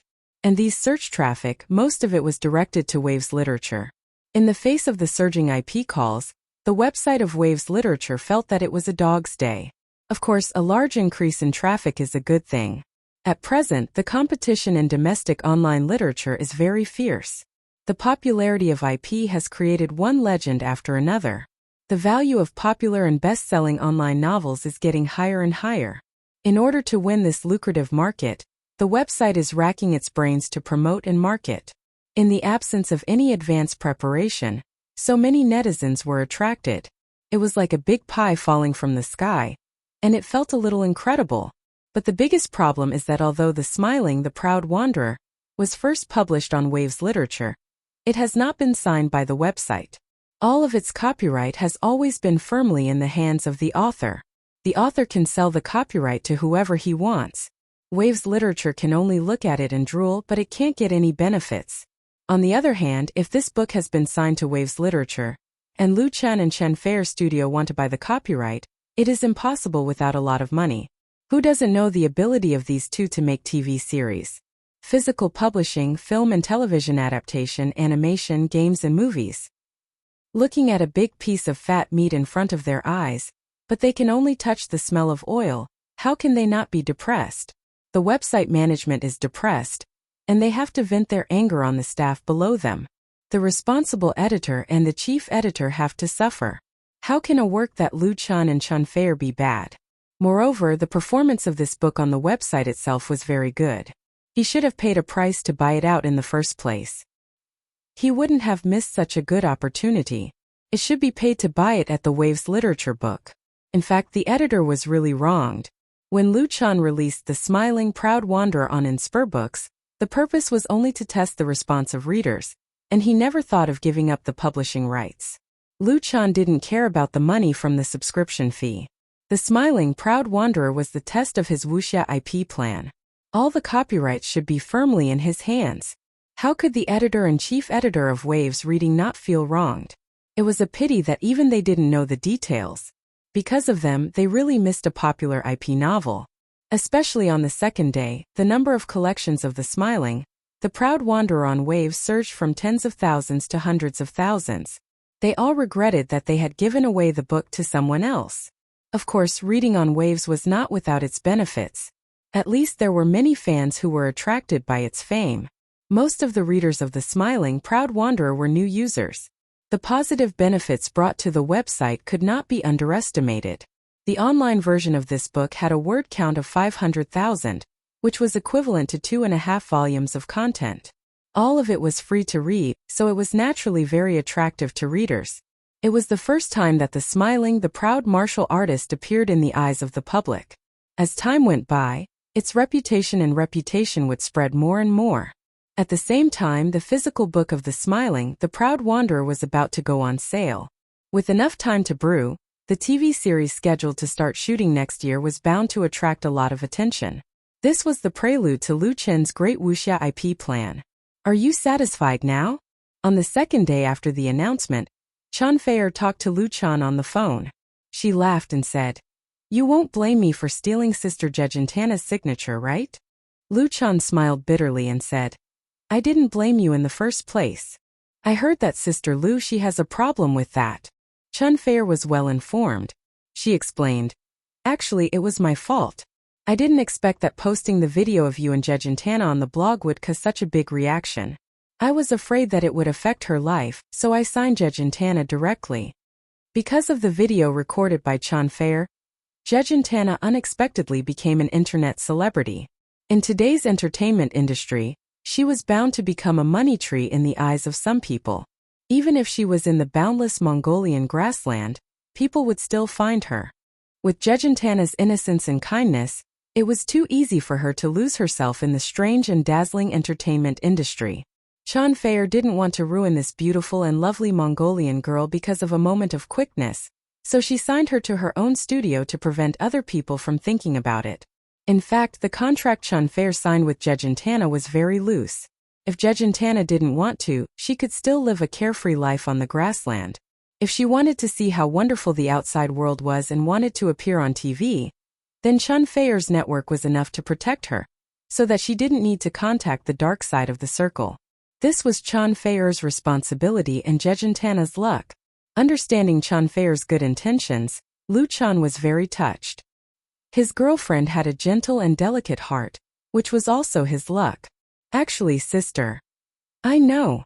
Chun Fair smiled and interrupted his explanation. Sister Lu, she definitely isn't angry, and I have already called her, so the studio issued an announcement at the same time. Lu Chun was convinced. You guys colluded. Chun Fair smiled. You are so busy with work, so you don't need to manage a lot of things yourself. Just take control of the overall situation. By the way, I have good news for you. Lu Chen's attention was immediately diverted. What good news? Chapter 470. The good news that Chun Fair mentioned was related to the Global Chinese Original Songs Chart, which would be held in Beijing on December 31st this year.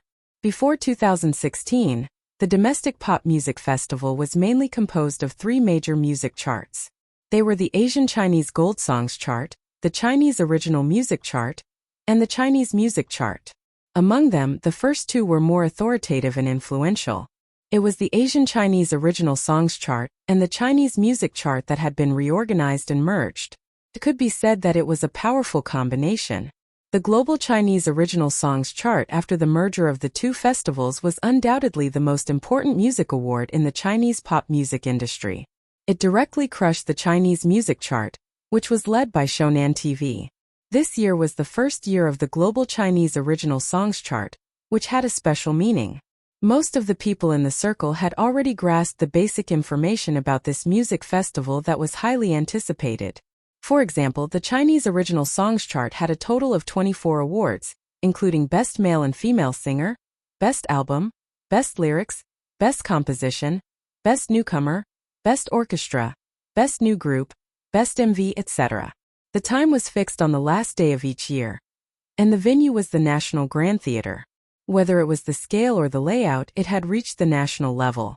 It was bound to have an impact on the Chinese circle in Asia and even the world. Any aspiring musician wouldn't want to miss such a grand music event.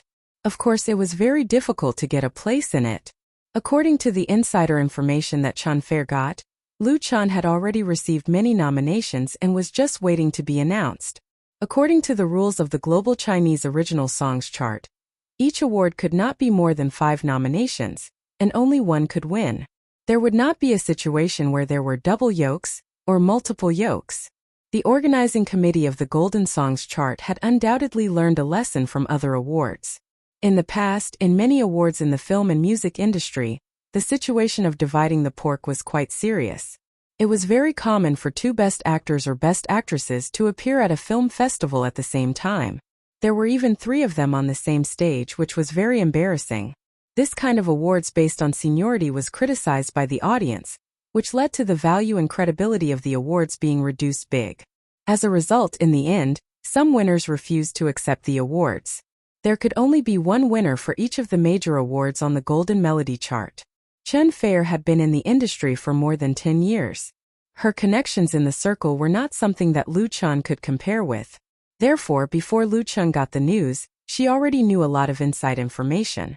You will definitely be nominated for Best Male Singer, Best Album, Best Lyrics, and Best Composition. Chun Fair said, I'm not sure about the others, but with these 4 nominations it's enough. Although it was just a nomination, it was already very valuable for such a heavyweight award as the Global Chinese Original Songs Chart. It should be noted that the Golden Songs Chart was aimed at the Chinese pop music world all over the world, including musicians from Taiwan, Hong Kong, and Macau. The competition for the nomination was bound to be fierce. For heavyweight nominations, those were the 4 cornerstones of Lu Chan in the circle. It could be said to be very heavy, and there might be more than 4 nominations. Lu Chan said with a smile, It's just a nomination. Maybe I won't even get an award in the end. Chun Fair said, Modesty is a good virtue, but excessive modesty is hypocrisy. If you can't even get an award, then the golden melody chart doesn't live up to its name. She said it very seriously. She was not joking but really thought so. Over the past year, Lu Chen's contribution and efforts in pop music were obvious to all. He stirred up the music world with his own strength and made the domestic original works shine again. It was impossible for the members of the Golden Melody Chart to not see it, or pretend not to see it. Otherwise, how could the credibility of this music festival be guaranteed? Lu Chen said with a smile, "It would be good if you were a judge. By the way, how many nominations do you have? Not to mention other things, the Best Female Singer and Best Album. If Chun Fair and her Woman Flower, which had sold 5 million copies, were absolutely unscientific." Chun Fair said, "I'm sure I have less than you. We should be competitors for the best album."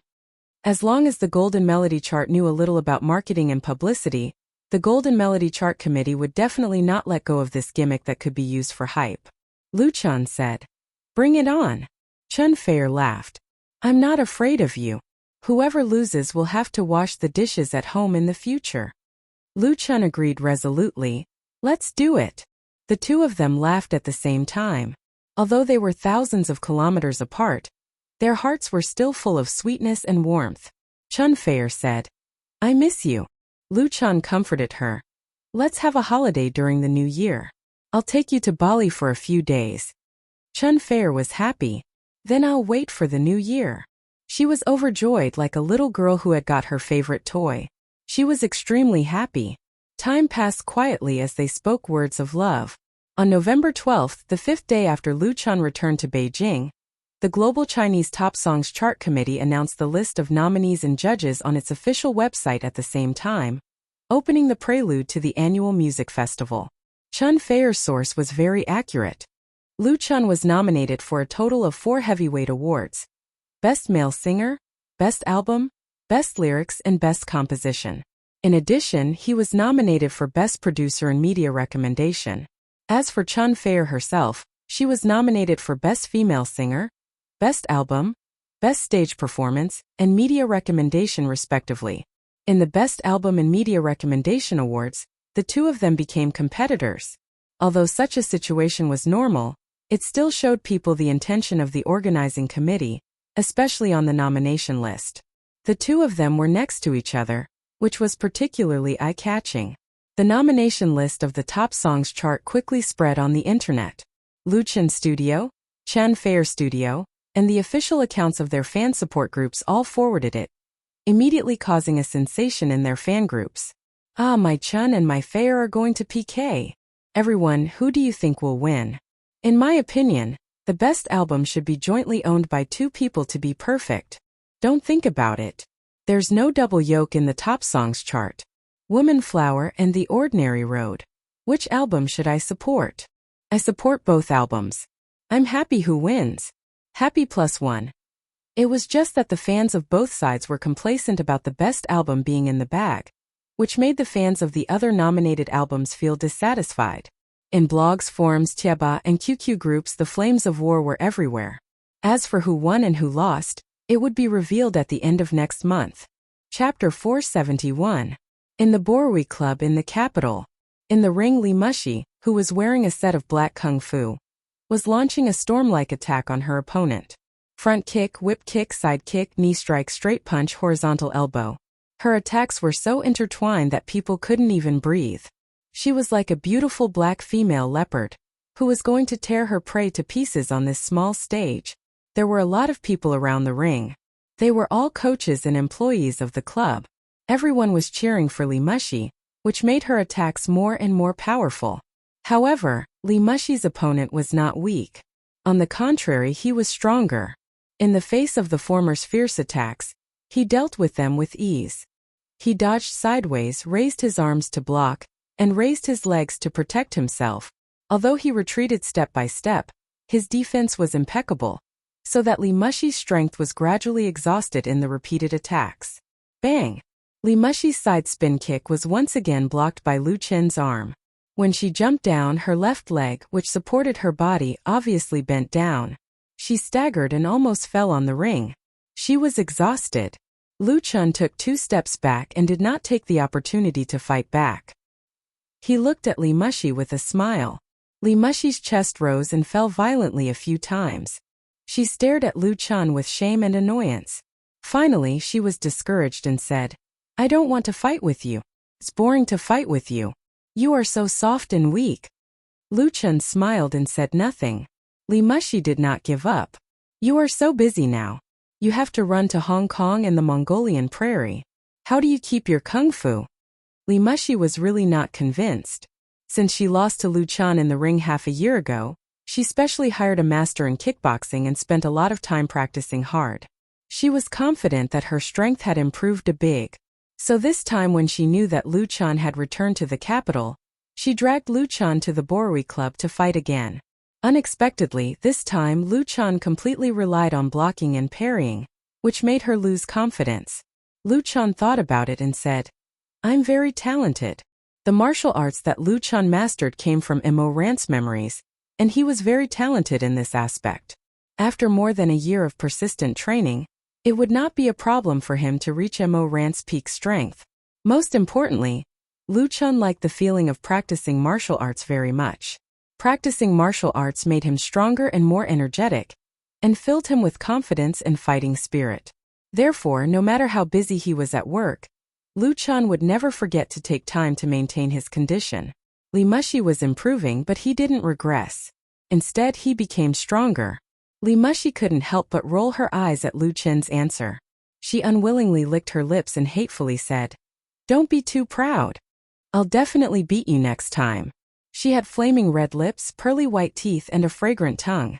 There was a hint of wild danger in her beauty. That kind of unique charm made Lu Chun's heart beat faster.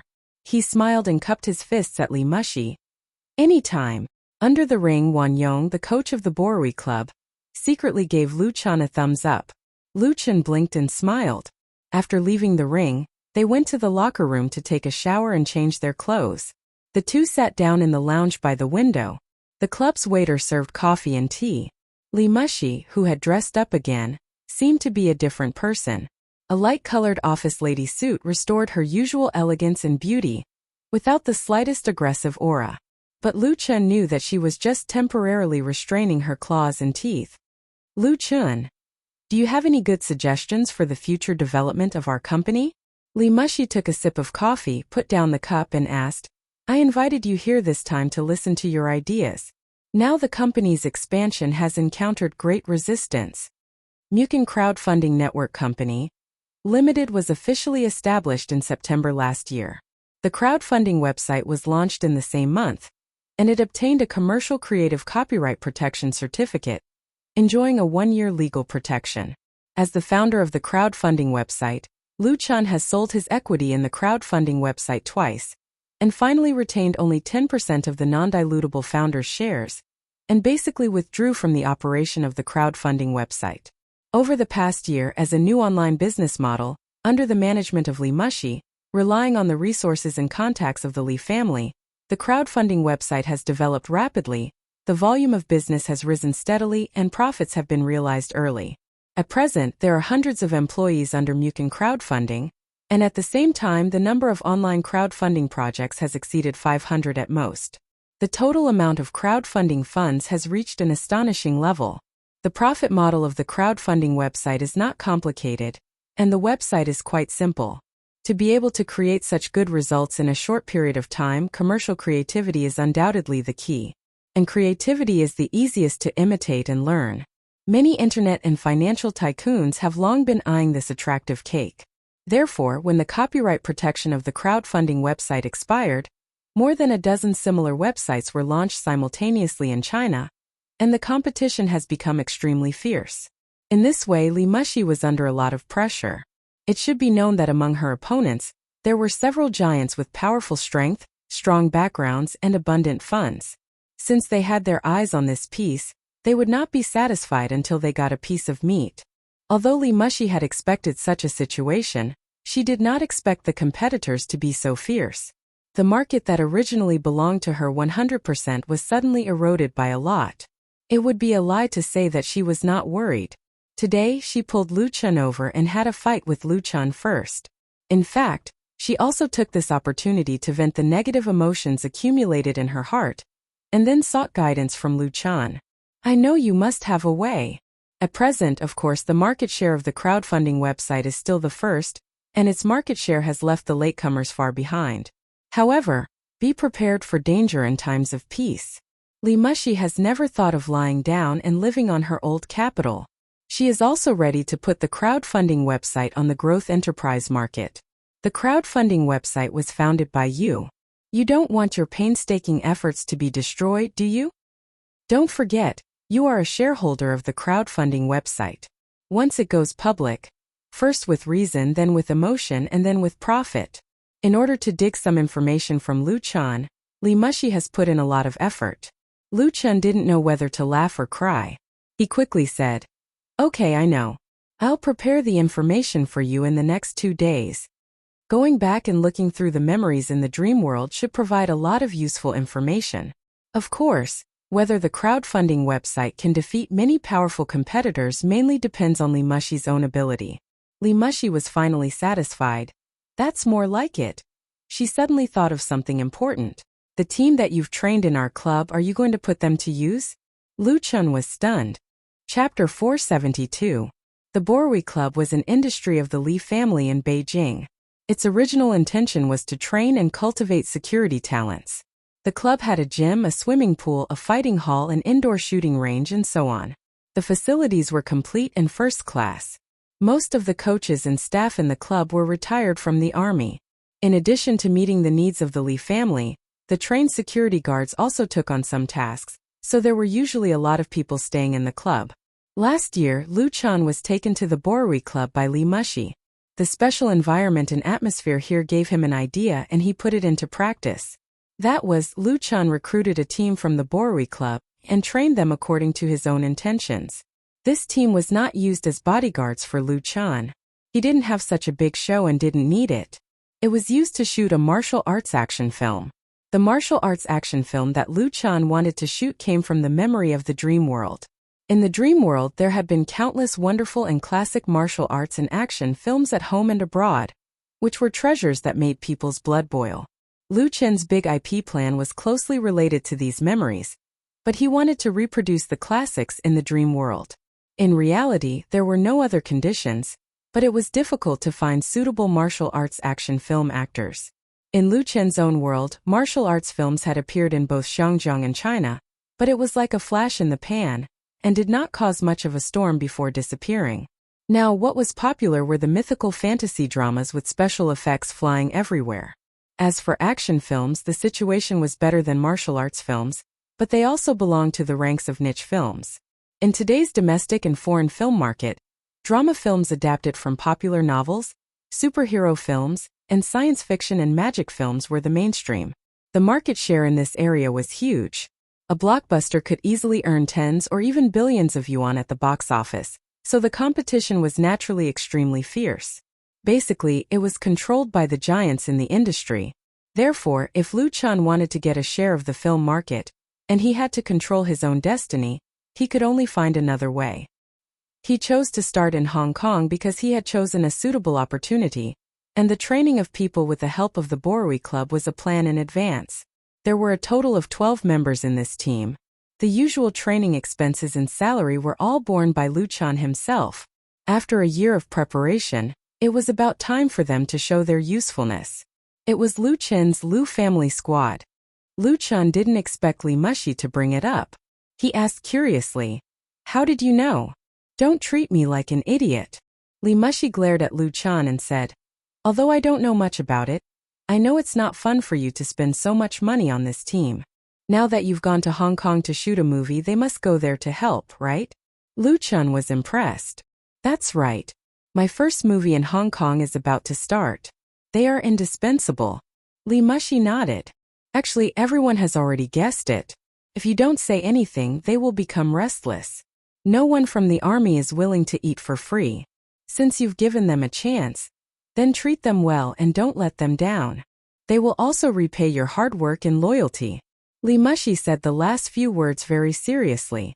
Lu Chan also became serious. "Don't worry, I won't let the people who follow me down." Lu Chan was not just talking nonsense.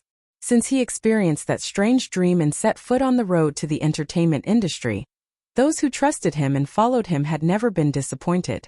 The Liu family squad was built by Liu Chan at a great cost and effort. He definitely attached more importance to it than Li Mushi. That's good, Li Mushi said with a smile. I believe your promise. In fact, there are many people who want to follow you. Wan Yong also wants to make a movie. He has asked me several times. Wan Yong was the coach in charge of fighting in the Borui Club. He was 35 years old and had been in the army for 10 years. He once won the championship of the military martial arts competition, so he was deeply valued by Li Mushi. In the Borui Club, Wan Yong was undoubtedly the backbone of the club. Li Mushi was willing to let him go, which inevitably surprised Liu Chan. Are you willing to let him go? Li Mushi said. There is no reluctance. The main thing is that he has such an idea. When I asked him to come, I promised him that it would be up to him to leave or stay. Of course I can't break my promise. Liu Chen pondered and said, well, I'll ask him again. It's naturally the best if he can help me. With Wan Yong's strength and prestige in the club, it was undoubtedly the best choice for him to be responsible for training and managing the Liu family squad, which could also save Liu Chan countless troubles. In addition, Wan Yong's skills and image were actually quite suitable for shooting martial arts films and action films. He could be the protagonist, but he was the villain. Thinking of this, Liu Chan couldn't help but smile. He just didn't know what Wan Yong's expression would be when he understood his thoughts. Happy or depressed?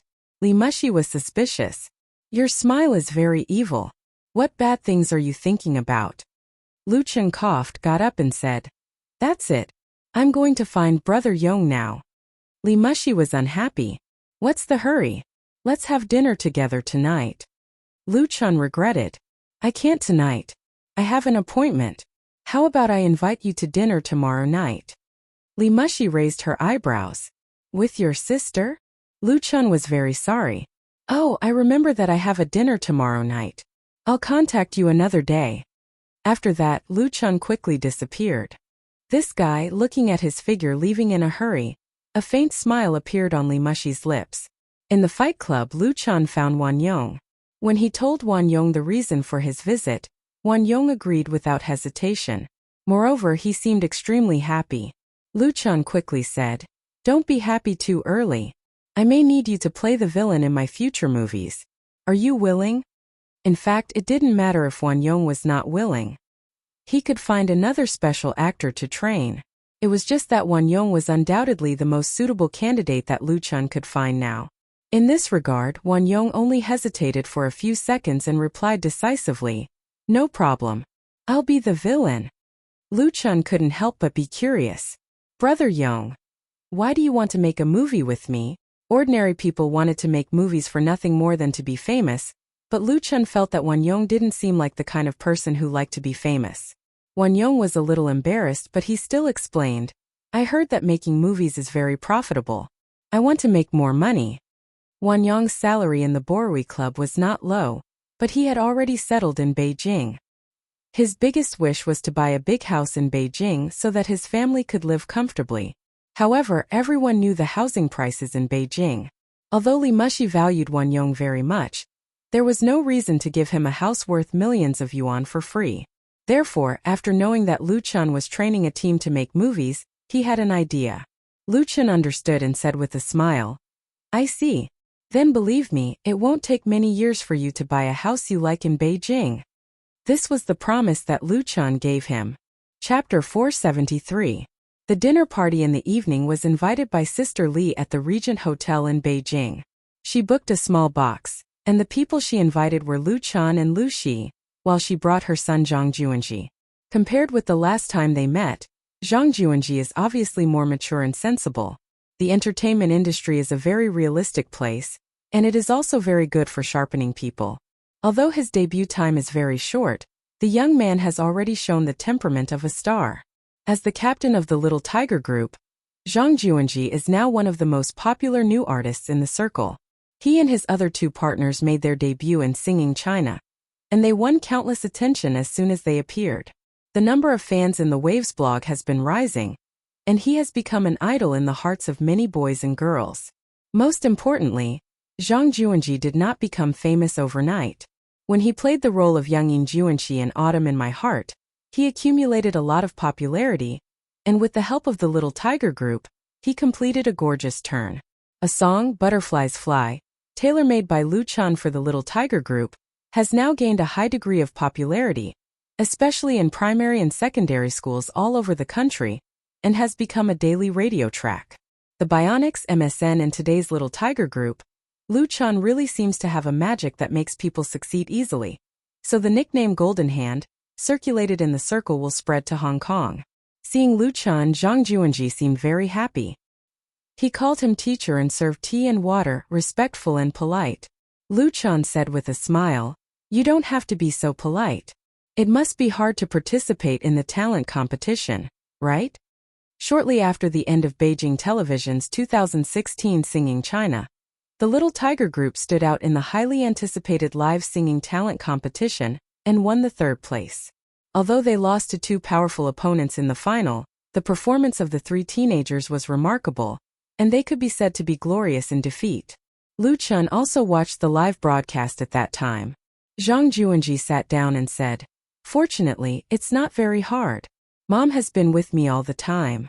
She works the hardest." Lu Shi said, "Then you must be filial to your mother in the future." Zhang Juanji nodded. "I will, Sister Lu Shi."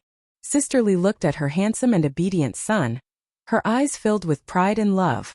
What she was most proud of was not the many years she had spent in the industry to establish her own business, nor the wealth and status she had today, but the fact that she had raised Zhang Juanji. For her son, Sister Li was undoubtedly willing to give up everything. This time, Sister Li invited Lu Chan and Lu Shi over. The first thing they talked about was the affairs of Chun Fei Charity Foundation. The Chun Fei Charity Foundation was established this year by Lu Chan and Chun Feier. The purpose of the foundation was to protect leukemia patients from poor families, so that they could receive help and treatment. Since the foundation was launched more than half a year ago, hundreds of leukemia patients had been rescued, and Lu Chan and Chen Feier had won widespread social reputation. Up until now, the foundation was operating well, and the funds were all under effective supervision.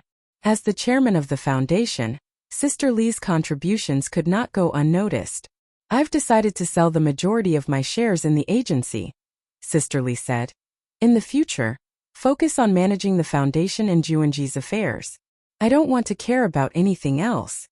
Lu Chan and Lu Shi were suddenly shocked. The Rainbow Agency, founded by Sister Li, was a veteran agency in the capital. There had been many popular stars under it. Although its status in the industry was not comparable to the top big shots, it could still be ranked among the top. This agency was also the culmination of her life's efforts. It had been maintained conscientiously for 20 years. It had a good relationship and credibility. Even competitors admired it. Now that Sister Li actually said that she wanted to sell the Rainbow Agency, how could Lu Chan and Lu Shi not be surprised? Lu Chan quickly said, "Sister Li, actually." Sister Li interrupted him with a smile. "You don't have to persuade me. In fact, I've been very tired these years. I've long wanted to let go and enjoy life. Now, being in charge of the charity foundation is the most suitable for me. I don't have to work so hard and I won't be idle and bored. Also, doing good deeds gives me a sense of accomplishment. As for money, I've already earned enough. No matter how much I have, it's just a number. Besides, I have Juanji." Lu Chan and Lu Shi looked at each other. Both of them could see that this time, Sister Li had really made up her mind. It was the result of careful consideration. Lu Chan said sincerely, "It's my luck to know Sister Li." Sister Li smiled embarrassedly. "What are you talking about? It's my luck to know you and Fei." Lu Shi smiled and said, "We're all very lucky. Then let's have a toast." Cheers. Everyone raised their glasses together. The small private room was filled with a warm and beautiful atmosphere. Tap, tap. At this time, someone knocked on the door of the private room. The next moment, the hotel waiter opened the door and a middle-aged man walked in. His gaze quickly swept around the private room. His gaze first stopped on Lu Chan. Then he nodded and fixed on Sister Li. A warm smile appeared on his face. "I heard from my friend that you're also having dinner here tonight, so I came over to take a look. I'm not disturbing you, am I?" This middle-aged man was tall and slender. He had an elegant demeanor and was undoubtedly a very handsome man when he was young. Now that time had left its mark on his face, he didn't look old at all.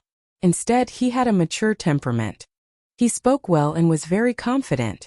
A man like this would definitely be very popular with women. He would always be successful in the field of love. However, when he saw this person, Zhang Juanji's face immediately darkened.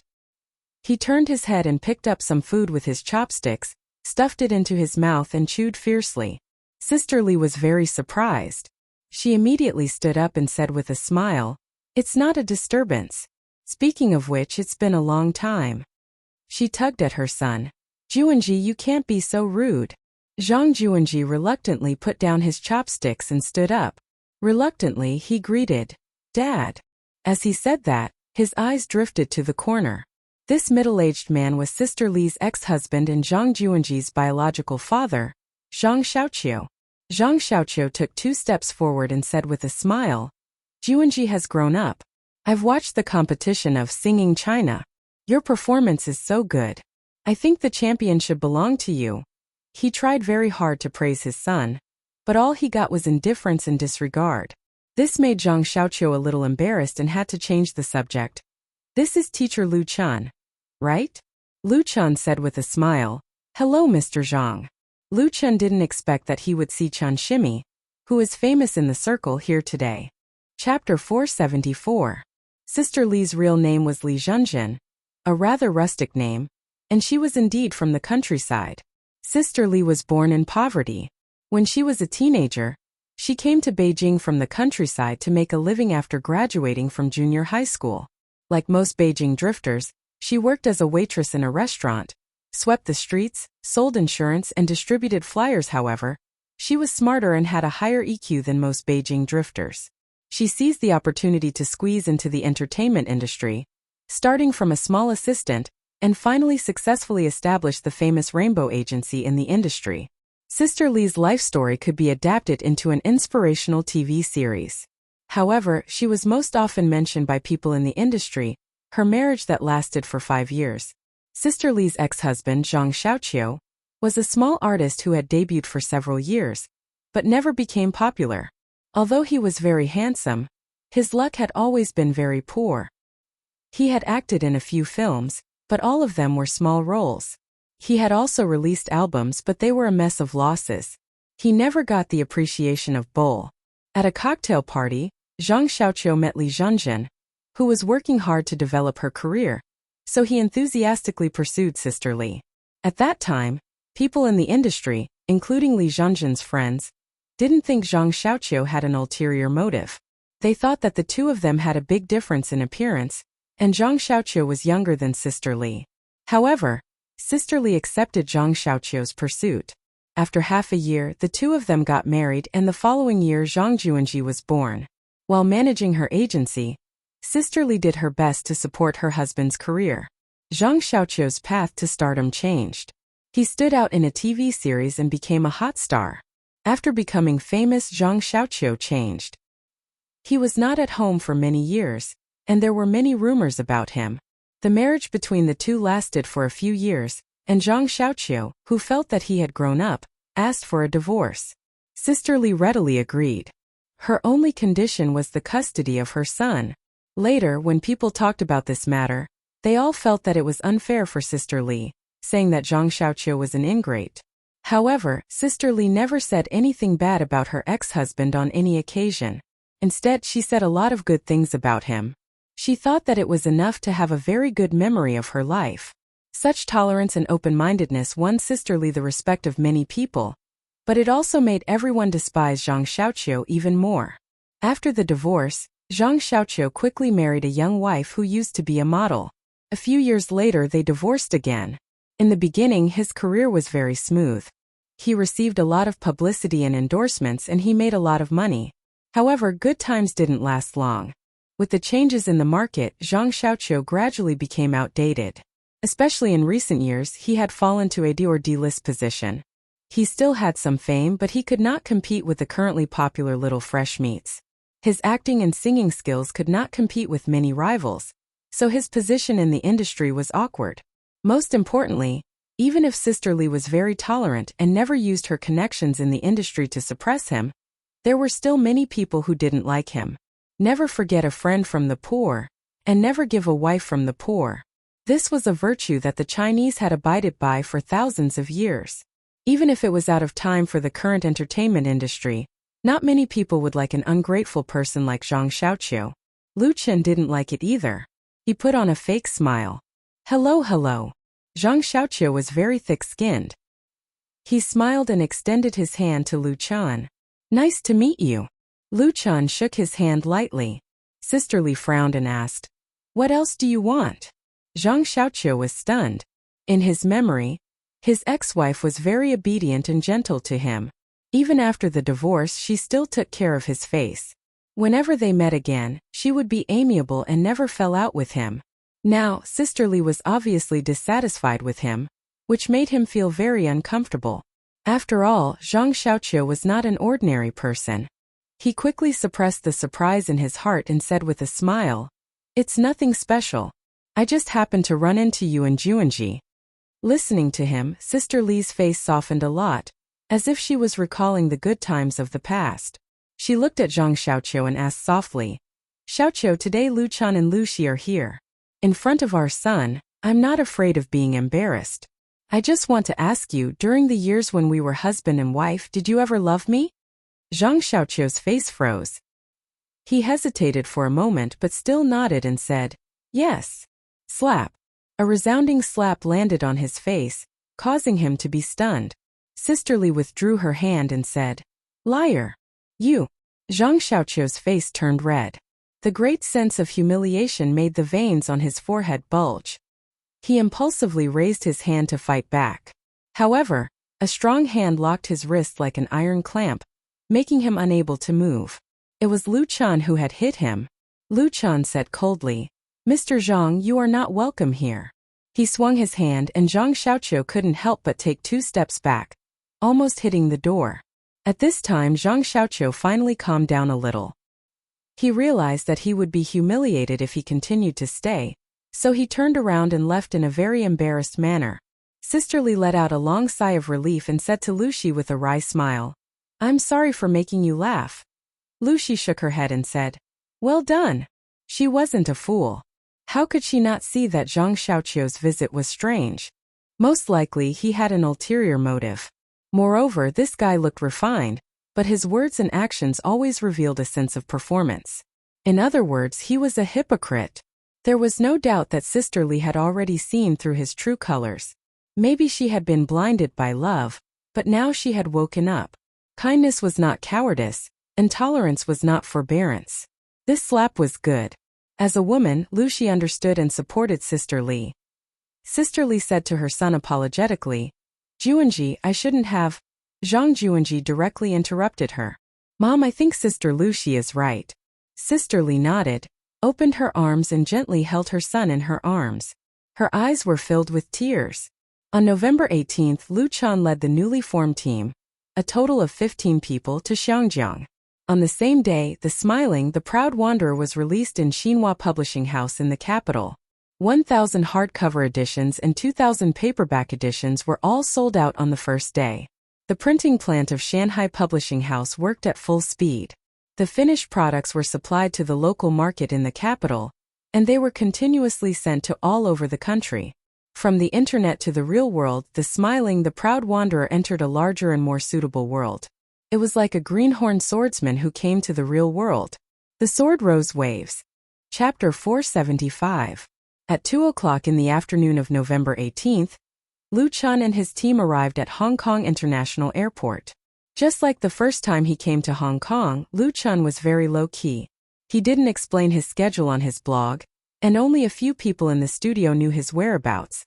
However, what Lu Chen didn't expect was that as soon as he walked out of the passenger passage, more than a dozen reporters holding cameras and microphones suddenly rushed out of the crowd outside and surrounded him in an instant. Mr. Lu Chen, can I interview you? Lu Chen, what's your relationship with Lu Gangsheng Lu Tianwang? Mr. Lu Chen, what do you think of Chen Yuanshan's evaluation of your music work? Mr. Lu Chan, some people say that you came to Hong Kong to make a movie to steal the opportunity of the same industry in Hong Kong. What's your opinion on this? The flashlights flashed frequently, and the microphones tied with different media logos rushed to be in front of him. The surrounding passengers all cast curious or surprised gazes. There were also questions and questions that came at him like a storm. Lu Chun was a little confused for a moment. What was going on? When could he enjoy the treatment of a popular star in Hong Kong? This was a little unscientific. However, Lu Chun was not an ordinary person after all. In the face of a sudden unexpected situation, he could still maintain his calm. He quietly reached out to block the microphones that were about to touch his face and said, "Please make way, this is a public passage, thank you." And behind Lu Chun there was a whole team of people. This team of people was brought back from the capital by Lu Chun. They were 10 men and 2 women, all very young, all of whom had just been discharged from the army. They were at the age of young and vigorous, and had received professional training. So when they saw that Lu Chun was surrounded, they quickly stepped forward and blocked the paparazzi at the first possible moment, creating a safe isolation zone for Lu Chun, allowing him to quickly escape from the awkward situation. The paparazzi did not expect Lu Chun to have so many guards around him. How could they be a match for these elites? The pressure that they had formed to force Lu Chun to abdicate collapsed in an instant, and a reporter fell to the ground in a sorry state. The airport security personnel arrived at the scene in time, and stopped the paparazzi who were trying to pester her. Therefore, Lu Chun successfully escaped and sat in the commercial car waiting outside. There were many people returning to Hong Kong this time, so the studio arranged to hire a medium-sized bus. The person in charge of picking them up was Lu Chen's assistant in Hong Kong, Li Zhen. Li Zhen saw the chaotic scene just now. She said embarrassedly, "Young Master Lu, I'm really sorry. I didn't expect there to be so many paparazzi." Lu Chun waved his hand to indicate that he didn't mind. What he was puzzled about was why these paparazzi wanted to surround him. Also, what Chen Yuanshan? Snatching the opportunity of the same industry in Hong Kong? It was simply inexplicable. Li Zhen could explain these. It turned out that the source of the disturbance was the Cantonese song, "The Love of My Life," that he sang in Long Kwai Fong last time. After this song was posted on the internet, it quickly became popular in Hong Kong, and was liked by many young people in Hong Kong. There were even many local singers who imitated and sang it. Even the corresponding song appeared in KYV. Nowadays, Hong Kong's pop music scene was no longer as prosperous as it was in the 1980s and 1990s. Especially in recent years, there were fewer and fewer original Cantonese songs.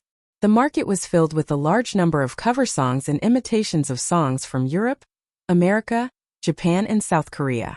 The mentality of young singers was becoming more and more impetuous, and people who concentrated on making music were becoming rare.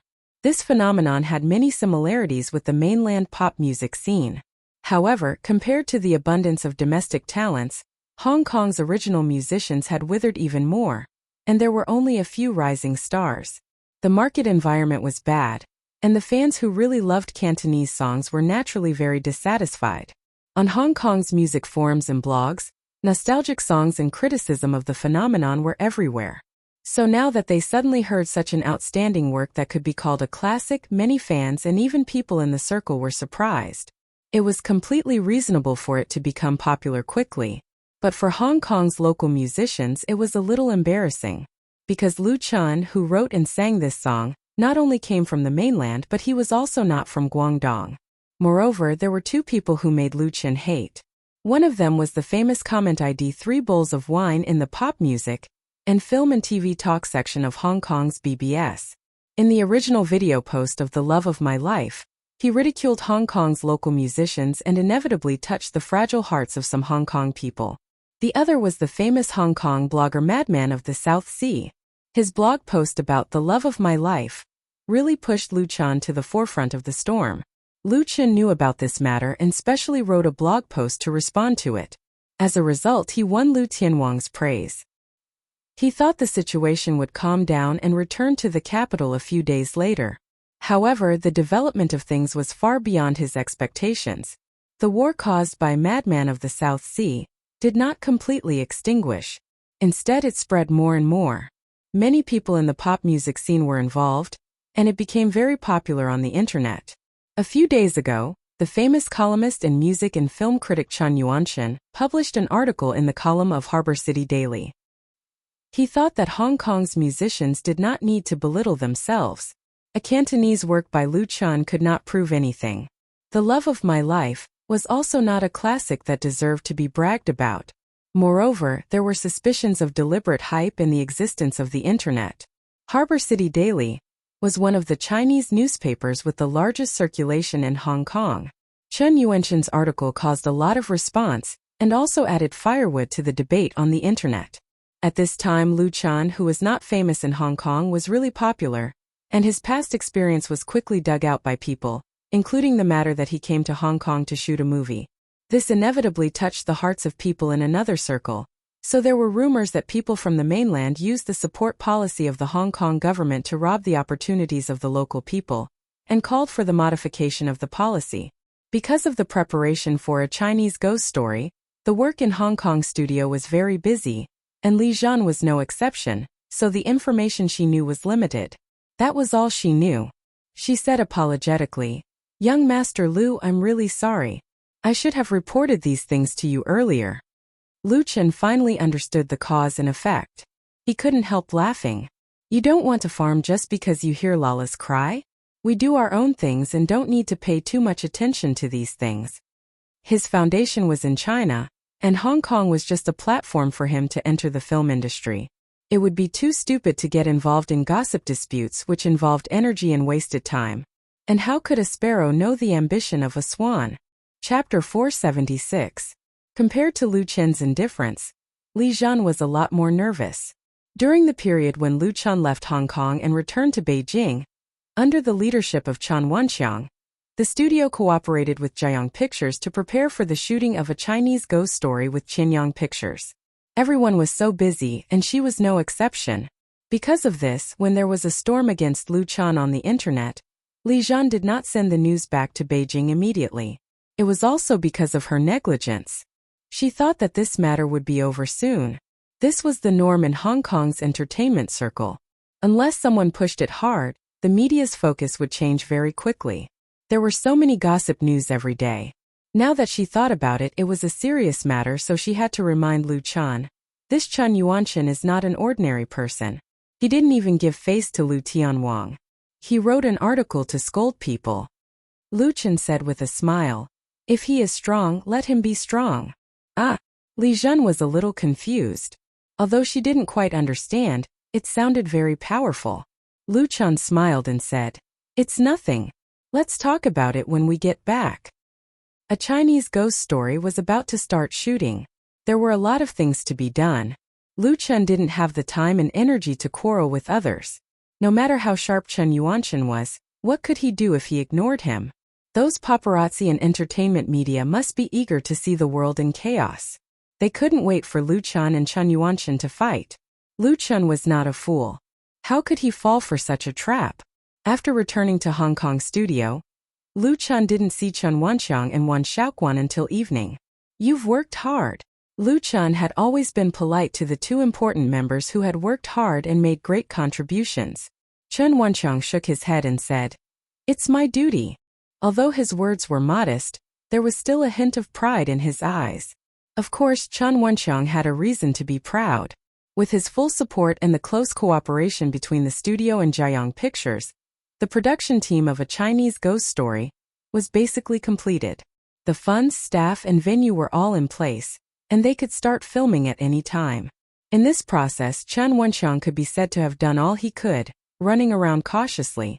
In particular, he did a lot of work and used a lot of connections to coordinate with the Lion Rock Film City. As the director of a film studio, Chen Wenxiang's efforts were impeccable. When Lu Chen was in Beijing, he kept in touch with Chen Wenxiang, so he knew the situation like the back of his hand. Wan Shaoquan agreed. "Old Chen really had it hard. I learned a lot from following him around. He came to Hong Kong more or less to be banished, which was the result of his helpless choice. However, ever since he came into contact with the local circle of Xiangjiang, Wan Shaoquan realized that it was not a bad choice to come here. The movie market here was promising, and it was suitable for him to display his abilities again. Chan Wenxiang laughed and said, "Director Wan is joking with me again. This is all I can do. It's still up to you to film." The two had been partners for a period of time, and their relationship was quite good. Seeing such a scene, Lu Chan was completely relieved. In the evening, Lu Chan acted as the host and booked a big box in a nearby restaurant. He invited the new members of the studio who had just arrived in Hong Kong and the original team to a banquet, which could be regarded as a meeting between the new and the old. During the banquet, Lu Chan introduced Wan Yong and the others to Chan Wenxiang and Wan Shaoquan. "They are a martial arts stunt team signed by our studio. To the public, they are called the Lu Family Squad." Lu Chan explained in this way, simply using the banner of Lu Family Squad. In the Xiangjiang film and television industry, there were many martial arts masters who worked part-time as stunt actors. They had good basic skills and were also very hardworking. They often acted as stunt doubles for star actors to complete some dangerous actions and fight scenes. Low income and obscurity were the norm for these people. Chan Wenxiang was inevitably surprised that Lu Chan did not recruit in Hong Kong, but recruited such a young team from the capital, because the cost of such an approach was undoubtedly high. The price of hiring a stunt martial artist was not expensive, at least it was much cheaper and less troublesome than raising a group of people. Of course, Chan Wenxiang would not choose to spoil the mood at this time. He was polite to Wan Yong and the others. However, Chan Wenxiang's disapproval was still felt by Lu Chan. He could more or less guess Chan Wenxiang's thoughts, but now was not the time to explain. Lu Chan said, "Uncle Chang, I'll have to trouble you to handle their work visas and residence permits tomorrow. Mainlanders who wanted to work and live in the three major special zones of Taiwan, Hong Kong and Macau needed to apply for the corresponding documents. Otherwise there would be great trouble in life." Chan Wenxiang patted his chest and said, "No problem, leave it to me." Lu Chan was very relieved that he could handle it. He picked up his glass and made a toast to express his gratitude. After 3 rounds of drinking, everyone began to talk. Chan Wenxiang told Lu Chan a lot of recent things in the circle, and they talked about the controversy caused by Lu Chan on the internet. There was also Chen Yuanshan. Chen Yuanshan is one of the representatives of Hong Kong, Chan Wenxiang said. The characteristic of Hong Kong members is that they must put the interests of Hong Kong people first in everything, and reject foreign competition and immigrants. It is said that he intends to run for parliament next year. I suspect that it is very likely that he is using you as a target in this matter. The rumors on the internet are probably deliberately released by someone, so you can't take it lightly. Don't underestimate their incitement. Previously, Li Zhan told Lu Chan that Chen Yuanshan was very sharp, but Lu Chan did not pay much attention to it. Now that Chan Wenxiang revealed the deep inside story to him, he had to pay attention to it. In many cases, even if you don't look for trouble, trouble will come to you. Ignoring and avoiding it is not a solution. Lu Chan thought for a moment and said, "Then find a chance to clarify it." I was almost blocked by reporters at the airport in the afternoon. He was still very puzzled. How did these reporters know his flight number? Chan Wenxiang said with a smile, "These paparazzi have very good noses, and they have insiders in all the major airlines. They will know in advance when stars enter and leave the port. In the future, you'd better take the VIP passage." Lu Chan said that he had learned his lesson. This trick was very sophisticated. Chan Wenxiang continued, "If you want to clarify the truth, then don't look for these paparazzi. They specialize in writing nonsense. It's better to be on TV programs." He said to Li Zhan, "Zhan, pay attention to which TV stations will send invitations these days." Li Zhan nodded. Okay. As a result, Chan Wenxiang was right. On the second day after Lu Chan returned to Hong Kong, 3 TV stations sent invitations. Chapter 477. Xiangjiang's land area was more than 1,000 square kilometers, with a population of more than 10 million, and its population density was among the highest in the world. This international metropolis was once known as the Hollywood of the East, and its entertainment industry was extremely developed. Although there were signs of decline since the beginning of the new century, it was still one of the important industries of Xiangjiang. As the most important part of the entertainment media, Xiangjiang had a considerable number of television stations, mainly including 2 major wireless stations, and more than a dozen small and medium-sized cable stations. Among them, Xiangjiang Satellite Television Xiangjiang Satellite TV and Asia Television ATV were the two hegemons in the industry, jointly occupying more than 70% of the market share. Pearl TV, Hong Kong Cable TV, Kowloon TV and other cable TV stations divided up the remaining 30%. The competition between them was very fierce, creating the prosperity of Xiangjiang's television media. The invitations to Luchan Studio were from ATV, Pearl TV and Hong Kong Cable TV. Without any consideration, Luchan accepted ATV's program invitation. Asia Television was the first television station in Xiangjiang, and also the first Chinese television station in the world. It had a long history and a glorious past. Although its current strength and scale were slightly inferior to the rising star Xiangjiang Satellite TV, ATV's background was still very strong, and it had a great influence in Xiangjiang and even in Southeast Asia. ATV had 12 channels, and the program that invited Luchan was the variety channel's Entertainment 3 People Talk. This program had been on the air for more than 10 years. It was hosted by ATV's famous host, Shen Shuling. Every episode would invite a star in the entertainment industry and a special guest to interview the current entertainment hot topics. Its average ratings had always been in the top 3 among similar programs. The reason why Entertainment 3 People Talk invited Luchan was undoubtedly because of the dispute he had caused on Hong Kong's internet. It was about Xiangjiang's pop music and Xiangjiang's movies. Luchan still attached great importance to ATV's program invitation. After getting the program script, he took some time to study it, and also looked through a lot of previous videos of Entertainment 3 People Talk. Assistant Li Zhan was very active in advising Luchan, and even recommended a famous stylist to him. Her excitement was not without reason. Luchan had only been in Xiangjiang for a few days, but his name had already spread in Xiangjiang's entertainment industry, and even caused quite a stir. A song stirred up the entertainment industry and attracted the attention of ATV. As Luchan's assistant, Li Zhan felt honored. This was the famous ATV. Moreover, Li Zhan was a fan of ATV host Shen Shuling. Of course, she fervently hoped that Luchan would have a wonderful and outstanding performance on 3 People in Entertainment. The program 3 People in Entertainment was recorded in advance, so after receiving the program invitation, the studio communicated with ATV, and the official recording time was set for the afternoon of the 21st. On the same day, Luchan arrived at ATV's headquarters on time with his 2 assistants. The headquarters of ATV is also located in the Westport Business Center of Xiangpun.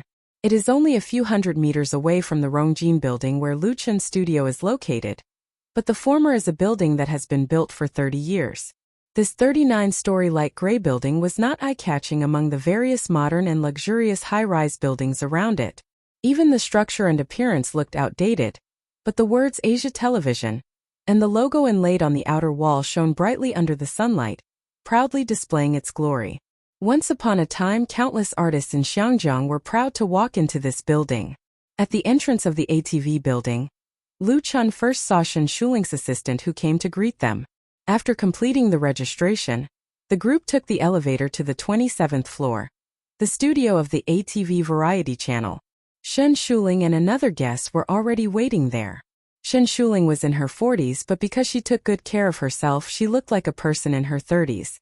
Her appearance was not very beautiful, but she was dignified, generous, and graceful. Especially when she smiled, it gave people a feeling of being bathed in the spring breeze, giving people a good impression. "Hello Luchan, welcome to ATV." She smiled and shook hands with Luchan and said half-jokingly, "I'm your fan." A simple sentence instantly narrowed the distance between the two of them. Luchan smiled and said, "Then I'll give you a limited edition solo album. I only ask Sister Shen to take care of me in the program." Although Shen Shuling looked very amiable, her hosting style was quite sharp. Even in the face of a big star, she dared to ask sensitive questions. In fact, most of the hosts in Xiangjiang were like this. Because Xiangjiang's TV stations were all private, in order to pursue the effect of the program, the requirements for the host were naturally very high. When the audience watched variety shows, they liked content with gimmicks, conflicts, and strong topics. If the host did not have unique characteristics, it would be easy to be abandoned. The most important thing was that Xinjiang's policies and regulations were different from those in the mainland, so the standards for TV programs were different.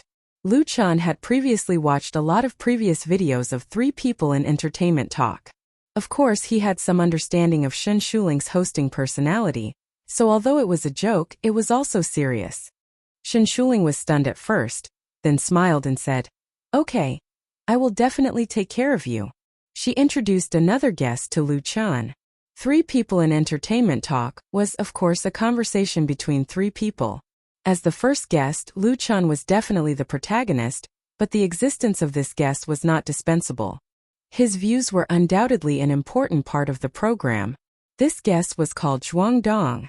He was a writer, a critic, a reporter, and so on. He was a celebrity in the literary and entertainment circles. He had published many books and had more than 500,000 fans on Hong Kong blogs. Zhuang Dong was thin and a little tanned. He was wearing a suit and glasses. After the introduction, he shook hands with Lu Chun and said, "Hello, nice to meet you." Lu Chun smiled and said, "Hello, Mr. Zhuang." Zhuang Dong's eyes were quite sharp. He stared at Lu Chun and asked, "Mr. Lu, I want to ask, what is the main purpose of your development in Xinjiang? Or what is your goal?" Lu Chun was stunned. The program had not even started recording, and this person had already started to ask aggressive questions? He looked quite unfriendly. He thought for a moment and replied in a neither servile nor overbearing manner, "I came to Xinjiang to make friends." This answer was undoubtedly completely out of Zhuang Dong's expectation. Maybe he wanted to catch Lu Chun off guard. But he was dumbfounded by Lu Chun's response. Shen Shuling, who was standing on the side, had a flash of smile in her eyes. She tried to smooth things over and said, "You too, if you have anything to say, let's talk on the program." She had a feeling that today's episode of 3 People in Entertainment Talk would be quite interesting. At least the guest was not wrong. Chapter 478. It was already 8 o'clock in the evening, when all the houses in Hong Kong were brightly lit. Kong nimbly jumped out of the minibus that had just stopped at the platform, rushed forward a few steps, jumped to the sidewalk, and then walked quickly to his home. Kong had just graduated from college this year. At present, he was working in a trading company doing the import and export of digital equipment. He did not go to a famous university and had no energy for work, so now he was mainly learning to be an assistant. The work was very hard. He had to go to work at 6 o'clock in the morning and go home at 7 or 8 o'clock in the evening. The salary was very low and he had to do all kinds of chores. It was very undignified to be ordered around by the boss. But Kong was a very optimistic boy. He worked very hard and studied very hard. He looked forward to the day when he could open a small company and buy a big house for his family. His dream was a villa. Kang's home was in Dawai Sha Tin. A 50-square-meter house accommodated 3 generations of 6 people. The so-called HOS referred to the low-cost housing built by the Hong Kong government in the 1970s under the Home Ownership Plan, which was equivalent to the affordable housing in the mainland. The price was 30% to 40% lower than that of similar commercial housing. It was mainly sold to public housing tenants and qualified low- and middle-income residents. This 50-square-meter HOS was bought by Kang's grandparents with their life savings. After returning home, Kong opened the door with the key. His mother, who was cleaning in the kitchen, heard the noise and poked her head out. She asked, "Kong, have you had dinner?" Kong nodded and said, "Yes, I have. I'm going to my room." His mother looked at his back as he hurried into the room and shook her head. Although the house was very small, in order to meet the living needs of the family, it was still divided into 3 rooms, one for his grandparents, one for his parents, and one for him and his sister. There was no other way. Although Kong was already an adult and his sister was in high school, this HOS was very good compared with many families who lived in public housing or even cage houses. In the future, when his sister got married, he could marry a wife and live with her. Dreams were beautiful, but the real life had to go on. His sister was sitting at the desk copying homework. Kong did not disturb her. He sat on his bed and turned on the small LCD TV hanging on the wall. Kong bought the TV with his first salary so that he wouldn't have to fight with his family over the TV. He liked movies and TV dramas. He also liked pop music and surfing the internet. Now that the computer was occupied by his sister, Kong had no other choice but to watch TV. Most importantly, there were programs that he wanted to watch at night. Beep! Just as he turned on the TV with the remote control, the phone in his pocket suddenly rang twice. Kong took out his phone and looked at it. It was a message from Xiaowei, asking if he had arrived home. Kong quickly replied, "I'm home. I just turned on the TV." Xiaowei replied very quickly, "ATV Variety Channel, 8:30 p.m., Entertainment 3 People Talk." Kong couldn't help but smile. His fingers moved quickly. Understood. Xiaowei was a girl he was pursuing. She was a clerk in another company. Although she was not very beautiful, she could be considered delicate and charming. She had no lack of pursuers.